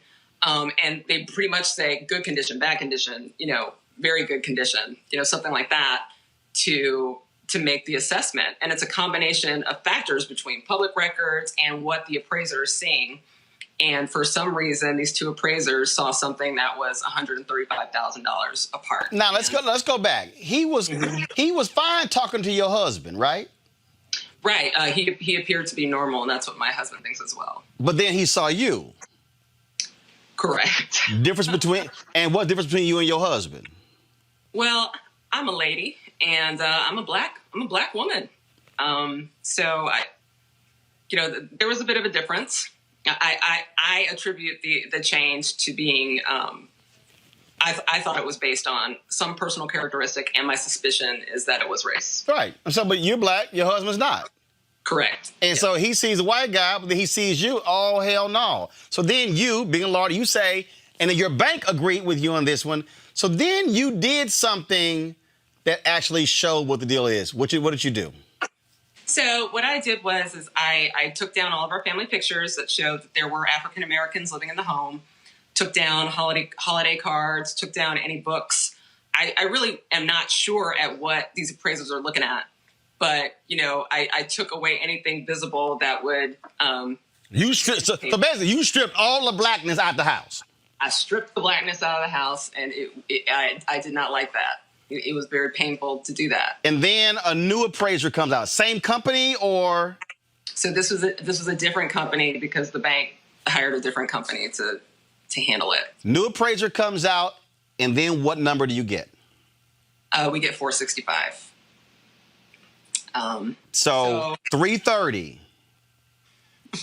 465. 330. 465. I'm hearing a lot. This all started with a Facebook post, and there's been a lot of activity there talking about, well, it could have been this, it could have been that. It didn't necessarily have to have been race, but Abina, you don't go from 330 to 465 because one person said, I really like the crown molding. That's correct. Oh, and it's Abina, like Robin. I'm sorry, Abina. I mean, so what, see, the reason that this is important because I deal with these white folks and some of these black people who are like, oh, y'all make too much out of this. When it's like, no, this is precisely it. One of the reasons why you have the wealth gap is because black people's homes were greatly undervalued. They were not able to then sell those homes at a higher price and then pocket that money, invest that money. And so we had lower home values, which meant a lower amount, and we didn't have much to play with. And this is, that $135,000, you take that, invest that, all of a sudden, your children's children are impacted based upon what you do with $135,000. And this is exactly what people. So when the Nikki Haley's of the world and the Mike Pence's of the world and other people say, "Oh no, there's no racism." No, this is racism at work right here. I think we all have biases. People of every race and color have biases. And I think it's ridiculous to say that there are no biases, that there's no racism in the world. I mean, it's just disingenuous. I don't understand why you could even make that argument, given that we're just 50, 60 years out of civil rights. That's not that much time, to change hearts and minds. There's still that undercurrent there. So, I mean, I do believe that systemic racism exists. And in this case, I would like, and the reason that I brought this out and that I want to educate people about it, and a lot of people don't know about this issue, is because I would like someone to do a study on this. Right. Oh, no, first of all, there have been studies. There have been studies. There have been blind testing. In Boston, they did this. They've done this when it came to showing of homes, and the realtor would go, you're black. No, we're going to show you these homes. And they're like, well, hey, hold up. Show me the homes over there. No, we'll show you over here. I mean, those things exist. Now, the company, the appraiser, what has happened to them? Did y'all report them? Anything happen? Alexa, turn on kitchen light. Excuse me. That was my son's bedroom, his light coming off. It's all right. So the appraiser, did y'all report this guy? Did y'all blast the company? What happened? So we reported the individual and the company to HUD. We have not blasted this individual. I have no intent to do that. I intend to let the investigation play itself out, and so that they can explain this $135,000 difference to me in a way that makes sense. And if it does not make sense, I'm going to continue to believe that it was racism at work in my life. Are you going to sue him? I don't know that. Money has never been, an issue with this. It's always been about basically my feelings and me wanting to tell people what happened to me. So right. So I don't want to say either way, especially since they're probably watching. Sue their asses. Look, the reason I understand it, I remember when I bought a previous home and the bank had the nerve to ask me and my wife for deposit slips because they did not necessarily believe the income. I'm like, I'm not giving your ass on deposit slips. I'm like, that ain't happening. Like, plus I ain't giving you that because of damn money direct deposit. Like, damn deposit slip. But again, those are the things that happen. And then when like yesterday, we had people to understand. Successful black people are impacted by, I was debating a sister yesterday who's Republican, and I was like, boo, it don't matter if you're a successful black person. This is the stuff that happens where we get screwed. No, you can do everything right, go to the right schools, get the degrees, get married, have 2 kids and a dog, try to buy a house. And there's just all these little ways that add up to really keep you from attaining the same equality that other people have. Indeed. Well, look, good luck with it. First of all, thank you for sharing your story. The New York Times picked up on it. The Facebook post, a lot of people have seen it. And it's caused a lot of people to tell their story about what they've experienced as well. And hopefully what it also has done is caused folks who really didn't understand this to now be more mindful when it comes to home appraisal, and to do this. Make sure that more than one person actually is doing the home appraisal where you're getting a better understanding because, you're right. You should not have to strip your blackness in order to get high value or the proper value of your home. I don't think it should be that subjective at all. Shouldn't be. The fact that it's so subjective means there's a problem with the industry, whether it's race or whatever. Put that person on blast in the company and sue their ass. Okay, I'm done. We appreciate it. Thank you so very much. Thank you. Thank you very much. Come on, panel. This is the thing, Reese, where people just refuse to understand. And this is how black people are impacted. This is how we're impacted economically. That economic keeps us from being able to fund businesses, give to colleges, position for our children. And this is a perfect example of how white people are able to have the highest amount of white wealth in the country and black folks for the lowest, because that's how we get screwed. Absolutely. And I think that it's a perfect example of how when people try to suggest that economic reforms are going to solve racism. No, absolutely not. She didn't get a lower appraisal because a white person doesn't have Medicare for all. She got a lower appraisal because the person was flat out racist. And, this has a compounding impact because not only is it a matter of equity, but as she mentioned, it was a matter of her interest rate. And so the higher your interest rate is, the more that you're paying on a monthly basis. So now you have the wage gap that black people experience, or as a black woman. 61 cents on the dollar for what a white man makes. Now she's married to a white husband, so that kind of mitigates it a little bit. But, you know, in terms of her specific racism that she's going to experience, you have the wage gap. Then you turn around and you have lower equity in your house. Then you turn around and you pay more on a monthly basis for the house that is worth significantly more. And so I'm glad that she's telling this story, because at the end of the day, Black people have to survive, and it's very painful to have to strip the Blackness from your home. But for $135,000, I think people would rather take down a couple of pictures and a couple of statues and not take their chances. But it should not take doing that. It should not take having to hire multiple appraisals. Those things are expensive. They're like $400 and $500, $600. And so it's disgusting, but it's very insidious. It goes beyond redlining, and it goes beyond all these things that people are already accustomed to expecting racism in the real estate industry. But this is the thing here, Greg, that you're right. We shouldn't have to take things down because, again, all the people who keep saying, oh, no, we're all the same. Everybody's in the same boat. No, you need to stop seeing color, stop fixating on that. And to your point earlier, we can do all the right damn thing. We can go to the schools. We can not have a criminal record. We can never do drugs.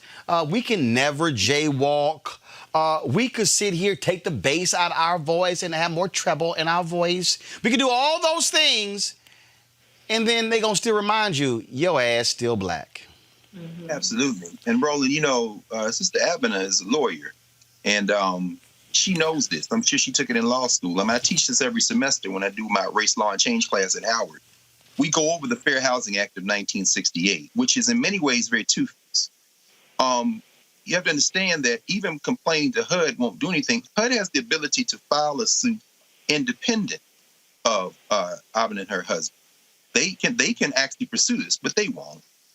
And what we just heard is not an outlying case.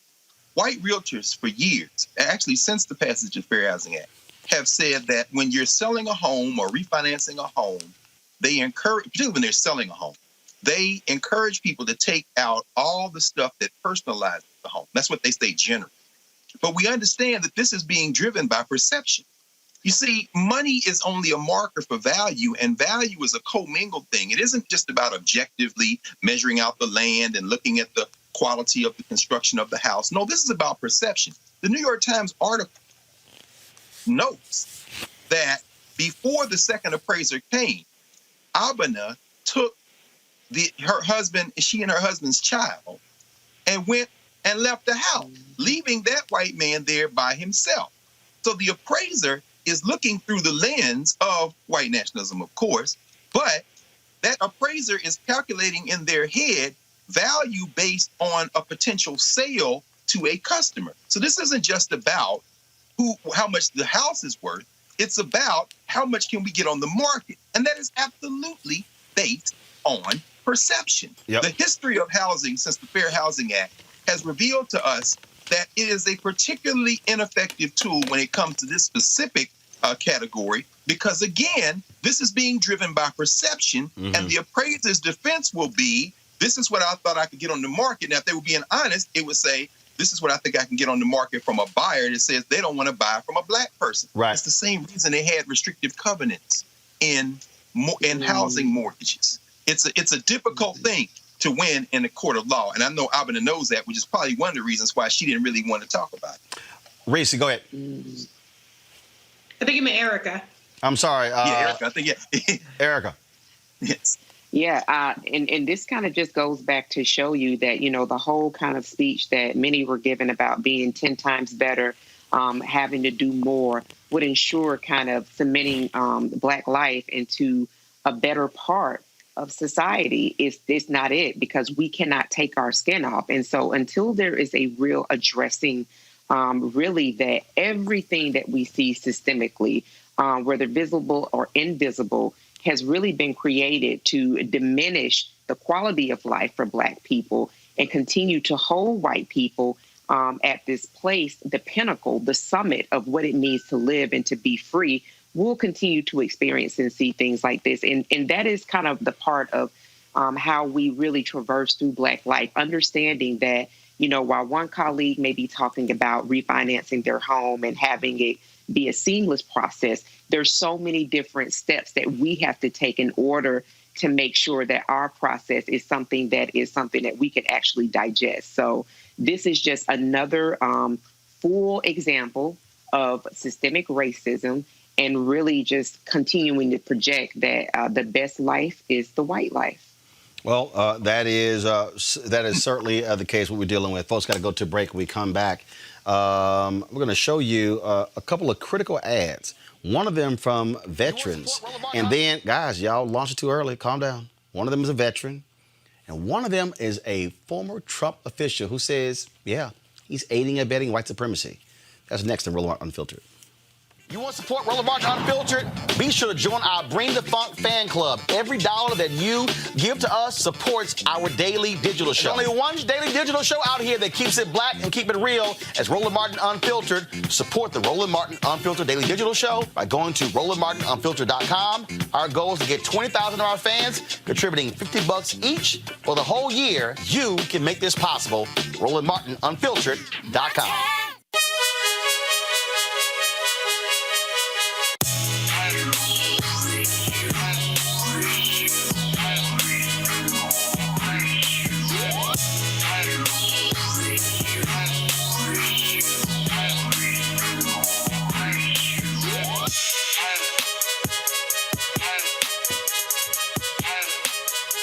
All right, folks, at Ceek.com, folks, black-owned company, launched by Mary Spiel. They've got a couple of great things. These virtual reality headsets you see right here allows you to place your phone, pop it into here, and you can watch the Ceek.com virtual reality content right there with this headset. It's a absolutely great tool. You can also watch 360-degree video with this as well. Plus, they have the amazing 4D 360-degree headphones, which, of course, tremendous bass, Bluetooth. You can actually talk with the headset. Gamers love these as well. Great for music as well. If you want to actually get one of both of these, go to Ceek.com, Ceek.com, right here. Pull the graphic right here. Use the promo code RMVIP2020. RMVIP2020 for Ceek.com. All right, folks, let's talk about this story here. Out of Detroit, Jacob Wohl, Jack Berkman, two absolute idiots. They just lie, and constantly. They actually are responsible for this, and this was put out by the Secretary of State of Michigan. This is a robocall that's been going out to black people in Detroit. Listen to this. Jared, the other thing that happened overnight is that the NBA has now postponed games in large part as a result of a protest or boycott by the players. This relates to the sort of large. This is the Taylor from Project 1599, a civil rights organization founded by Jack Berkman and Jacob Wohl. Mail-in voting sounds great. But did you know that if you vote by mail, your personal information will be part of a public database that will be used by police departments to track down old warrants and be used by credit card companies to collect outstanding debt? The CDC is even pushing to use records for mail-in voting to track people for mandatory vaccines. Don't be finessed into giving your private information to the man. Stay safe and beware of vote by mail. What's great? So the Secretary of State, go to iPad. This is what Jocelyn Benson put. My office has received a recording of a robocall targeting Detroit voters using racially charged stereotypes and false information to deter voting by mail. It is an unconscionable, indefensible, blatant attempt to lie to citizens about their right to vote. Jacob Wohl and Jack Berkman, two insidious individuals who they've had numerous things in the past where they've lied.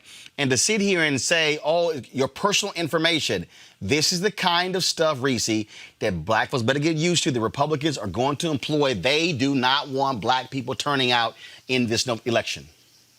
It's all about suppression. They do not have to convince you that Donald Trump is going to be a good president. All they have to do is to convince you not to vote. And so we have to be very, very vigilant in how we are receiving information and making sure that we're educated. Voting plan A, voting plan B, voting plan C, and voting plan D. And then once you set those plans, you have to keep checking. We're only under 70 days away, so we don't have much longer to go, which is why we have to get prepared now. Reese, I'm sorry, Erica, go ahead. Yeah, absolutely. And when you think about the 2016 election, Michigan, Wisconsin were two of the three states that were heavily targeted.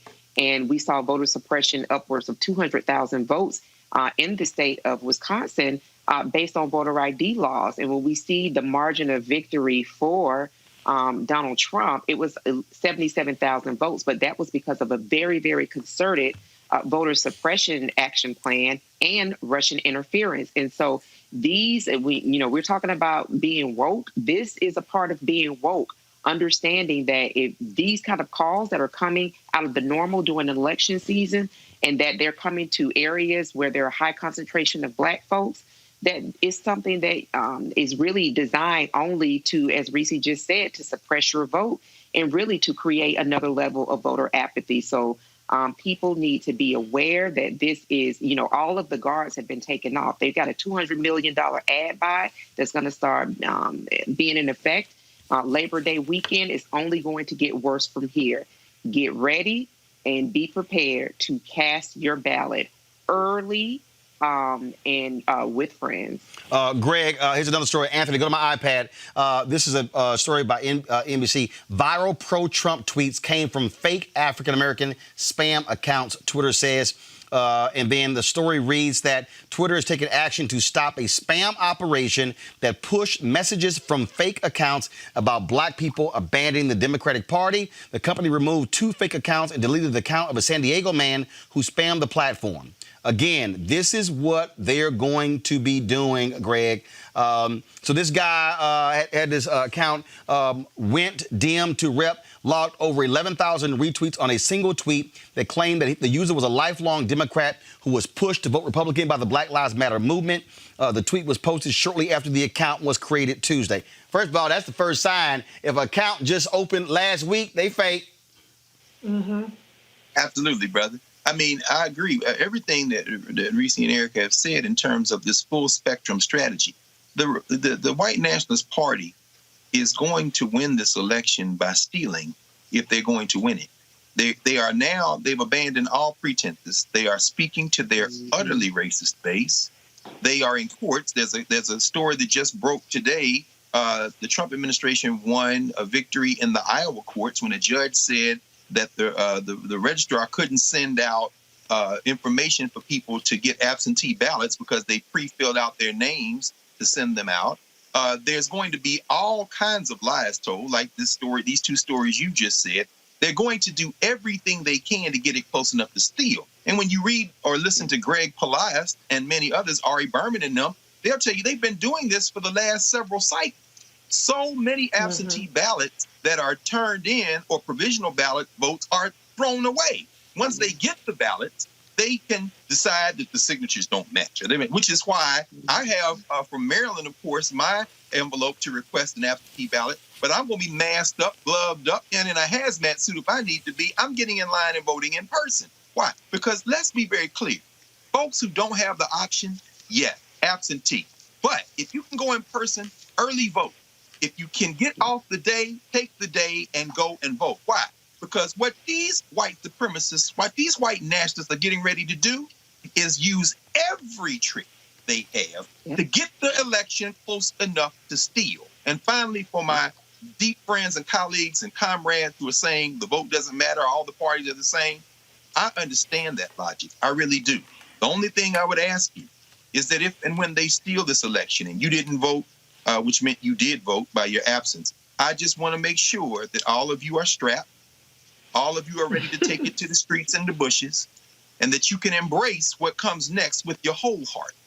Because what we are talking about is not a full embrace of the Democratic agenda, but what we're talking about is perhaps forestalling what may even be the inevitable, which is the disintegration of this set the state project because these white boys gonna roll this until the wheels literally fall off. So think twice before you say don't vote. Because if you're not ready to get in the street and do that, I think you better just gonna strap up and check your voter registration and try to forestall this thing. Donald Trump is speaking tonight, but the folks at Vote Vets, they have something to say about a Gold Star family to Donald Trump. My son was the first person to die in combat under Donald Trump. Just 5 days into his presidency, Trump ordered Ryan's SEAL team into Yemen. Not from the Situation Room with all the intelligence assembled, but sitting across a dinner table from Steve Bannon. There was no vital interest at play, just Donald Trump playing big man going to war. And when it went horribly wrong... When you lose a $75 million airplane, and more importantly, American life is lost and wounded, I don't believe that you can call it a success. Donald Trump demeaned my son's sacrifice to play to the crowd. For nearly 4 years, Trump has assailed our country's core values. When Russia put bounties on our troops' heads, Trump defended Putin instead of our military. I think it's a hoax. He kneecapped the Postal Service to undermine our right to vote. This election will be the most rigged election in history. He's misled us throughout the pandemic. Yeah, no, I don't take responsibility at all. 200,000 Americans will have died before we vote. They and Ryan have one thing in common. It didn't have to be but for Donald Trump. If you hear one thing, let it be this. Don't trust Donald Trump with your kid's life or your own. Folks, certainly a strong ad there, but man, we saw this other ad. A former Trump Department of Homeland Security official lays out why this man should not get 4 more years. She said he comforts white supremacy. Hi, I'm Elizabeth Newman. I am first and foremost a follower of Jesus Christ. I'm a wife and a proud mom. I voted for Trump in 2016 primarily because of the pro-life issue. I served in the Trump administration at the Department of Homeland Security and became the Assistant Secretary for Counterterrorism and Threat Prevention.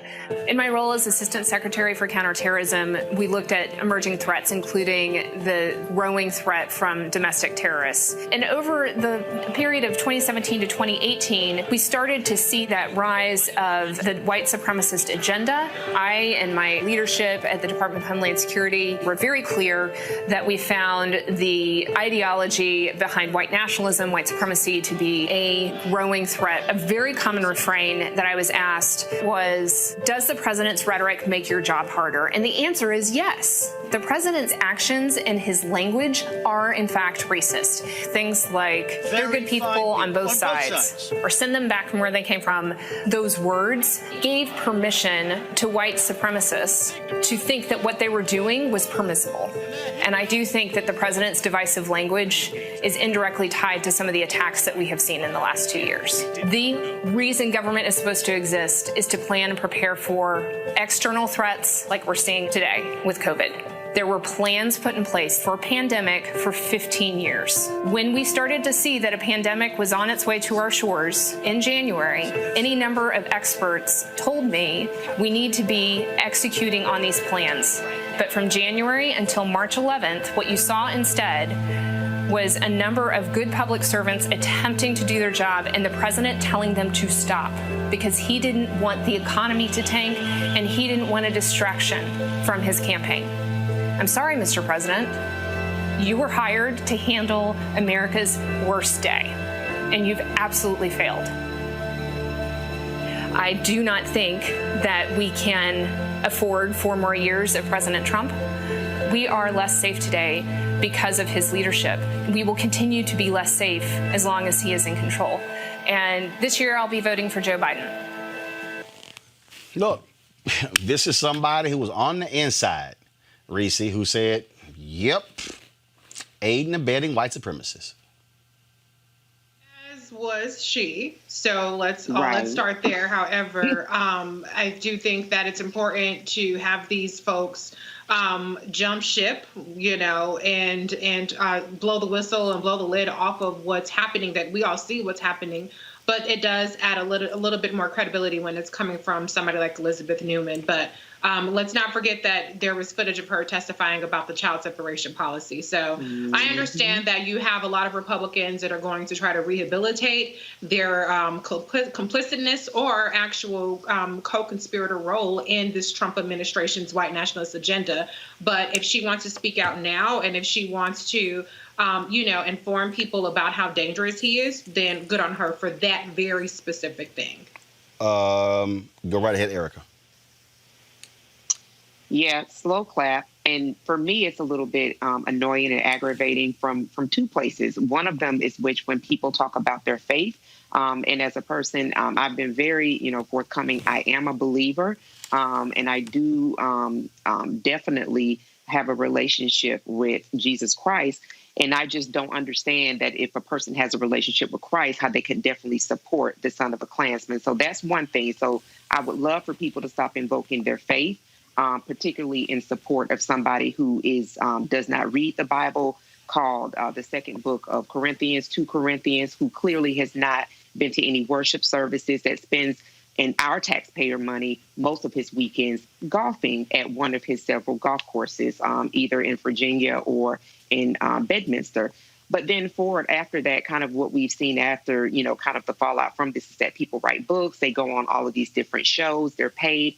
And so her position, if it is very authentic and that she's, using her experience to say, these are the things that I've seen, and in fact that I'm going to vote for him, well, good on her. But I'm hoping that she's talking to the people that are in her family, the folks that follow kind of the same line of thinking when it comes to pro-life, whatever issue they want to bring forth to say this is the reason that they voted for Donald Trump, whatever excuse it is that they make. Do better and influence the people around you that are going to be more likely to vote for Trump, because most of us did not support him and will not support the son of a Klansman. Hey, folks, earlier, the Major League Baseball commissioner, he was trying to get the Mets as well as the Marlins to do some sort of demonstration, but then play the game an hour later.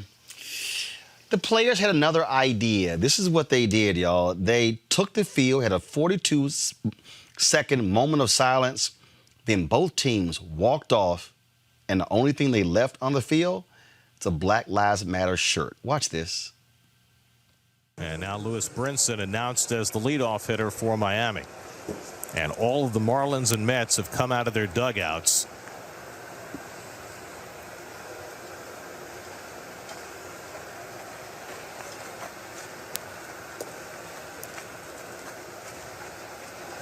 Michael Wacha takes off his hat, and all the Mets on the field are removing their hats as well.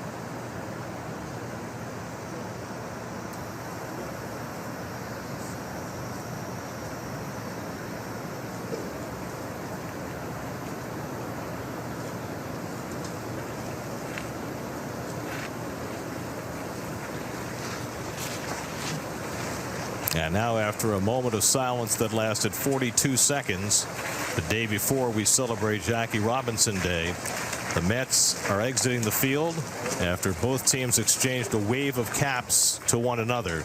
So it would appear as though, after a poignant moment, that the Mets and Marlins will not be playing baseball tonight.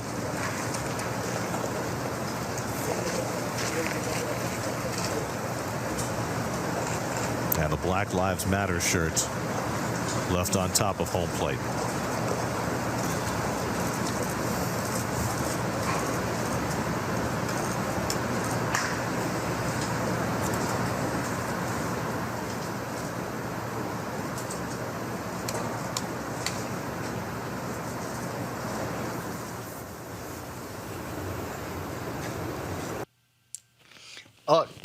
I keep telling people out there, I understand that folks want to see things sped up, but I'm telling you, you have not seen this. You have not seen white ball players standing with black ball players. So much has changed since Colin Kaepernick took a knee in 2016. And to see them, people thought, oh, great, we're going to have a game. And they come out. And some of y'all are saying, why 42 seconds? It's because tomorrow is the anniversary of when Branch Rickey and Jackie Robinson met the first time, which led to him being signed by the Brooklyn Dodgers. That's what tomorrow is. That's what the 42 seconds was for. That right there, people can say symbolism means nothing, Reese, but these things do matter when you have this generation who is saying, no, we're going to shut it down. And if y'all don't like it, tough, we're not going to play. It absolutely does matter. It's so striking, though, how we have to do all of this for what should be such a basic concept that Black Lives Matter. I mean, this is really exposing the depths of the resistance to our Black humanity in this country. And we're not enslaved peoples anymore. You know, that ended, a century or so ago. But we're still grappling with people who don't even want to acknowledge that. I mean, even at the Republican National Convention, the Klan convention that's been going on, they absolutely refuse to say Black Lives Matter. They'll say these specific Black Lives Matter, but not even using the three words together. And so it's jarring, even as a Black person, to just see the level of protests required for this just basic understanding for people to have. But I'm hoping that it's really that much more jarring to white people out there. I'm not a person who has a whole lot of faith in this necessarily waking people up immediately, but hopefully the cumulative effect of people, not just Black people, but not just one particular team, but a galvanization around this notion that Black people should not be gunned down by the police. Right. I hope that it shakes people out of this complacency and this just stubborn belligerence about Black Lives Mattering. And then, of course, you want to see how whiteness works. Erica, here is Brian Urlacher. He posted this on his Instagram stories. Brett Favre played the Monday Night Football game the day his dad died, threw 4 TDs in the first half, and was a legend for playing in the face of adversity. NBA players boycott the playoffs because a dude reaching for a knife wanted on a felony sexualist warrant was shot by police. Keep in mind, Brian Urlacher has a Black son. Right. And when we think about Brett Favre, also know that, it wasn't but a few weeks ago that he was golfing with the son of a Klansman. It is just kind of shows what the priorities are in this country. But along the lines of the Major League Baseball, this is kind of a precedent that has been set, because when you consider the percentage of Black ball players, it's about 7%. It's not that high. So to have this overarching statement that is made to really penetrate the minds of those people on the other side of the screen that are Black and white, but mostly white, does say something, and it does kind of maybe steal the moment for a bit to give more consideration for really something like Reese said, stringing together those three words in a demonstrative way that Black lives do matter, and they should matter, because we should not be faced with assault on every end just for being Black. All right, folks, that is it for us. Dr. Carr had to jump off. We certainly appreciate him being on the show today, Reese and Erica as well. Hey, I did not forget, y'all, that Senator Kamala Harris spoke today, gave a rebuttal to Trump before he even spoke. I know y'all don't want to hear the BS that Donald Trump has to say, so we're going to live stream Senator Kamala Harris's speech earlier, exactly when Donald Trump speaks tonight. So y'all turn on y'all notifications. So when Trump's, it goes through this pomp and circumstance, when the other people are playing his speech, we're going to stream her speech. If y'all want to support Roland Martin Unfiltered, please support us. Don't Bring the Funk Fan Club. Cash App, $RM Unfiltered. PayPal.me/R Martin Unfiltered. Venmo.com/RM Unfiltered. You can send a money order to New Vision Media, NU Vision Media Inc., 1625 K Street Northwest, Suite 400, Washington, D.C., 2006. All y'all watching on YouTube, yesterday, y'all, we hit the most number ever live watching on YouTube, nearly 9,000. It's about 6,500, y'all. Y'all can give right there on YouTube. Join our Bring the Funk Fan Club. I know I went over time today. My bad. But we had so much great stuff. I appreciate everybody being on the show today. Again, we do this because there's nobody else who is speaking to our issues 5 days a week live like we are doing. We need your support to make this thing happen. We're going to keep being here every single day, giving them hell. And don't forget, next Friday, the 2nd anniversary of Roland Martin Unfiltered. We got some great stuff planned for you as well. All right, folks, I'll see y'all later.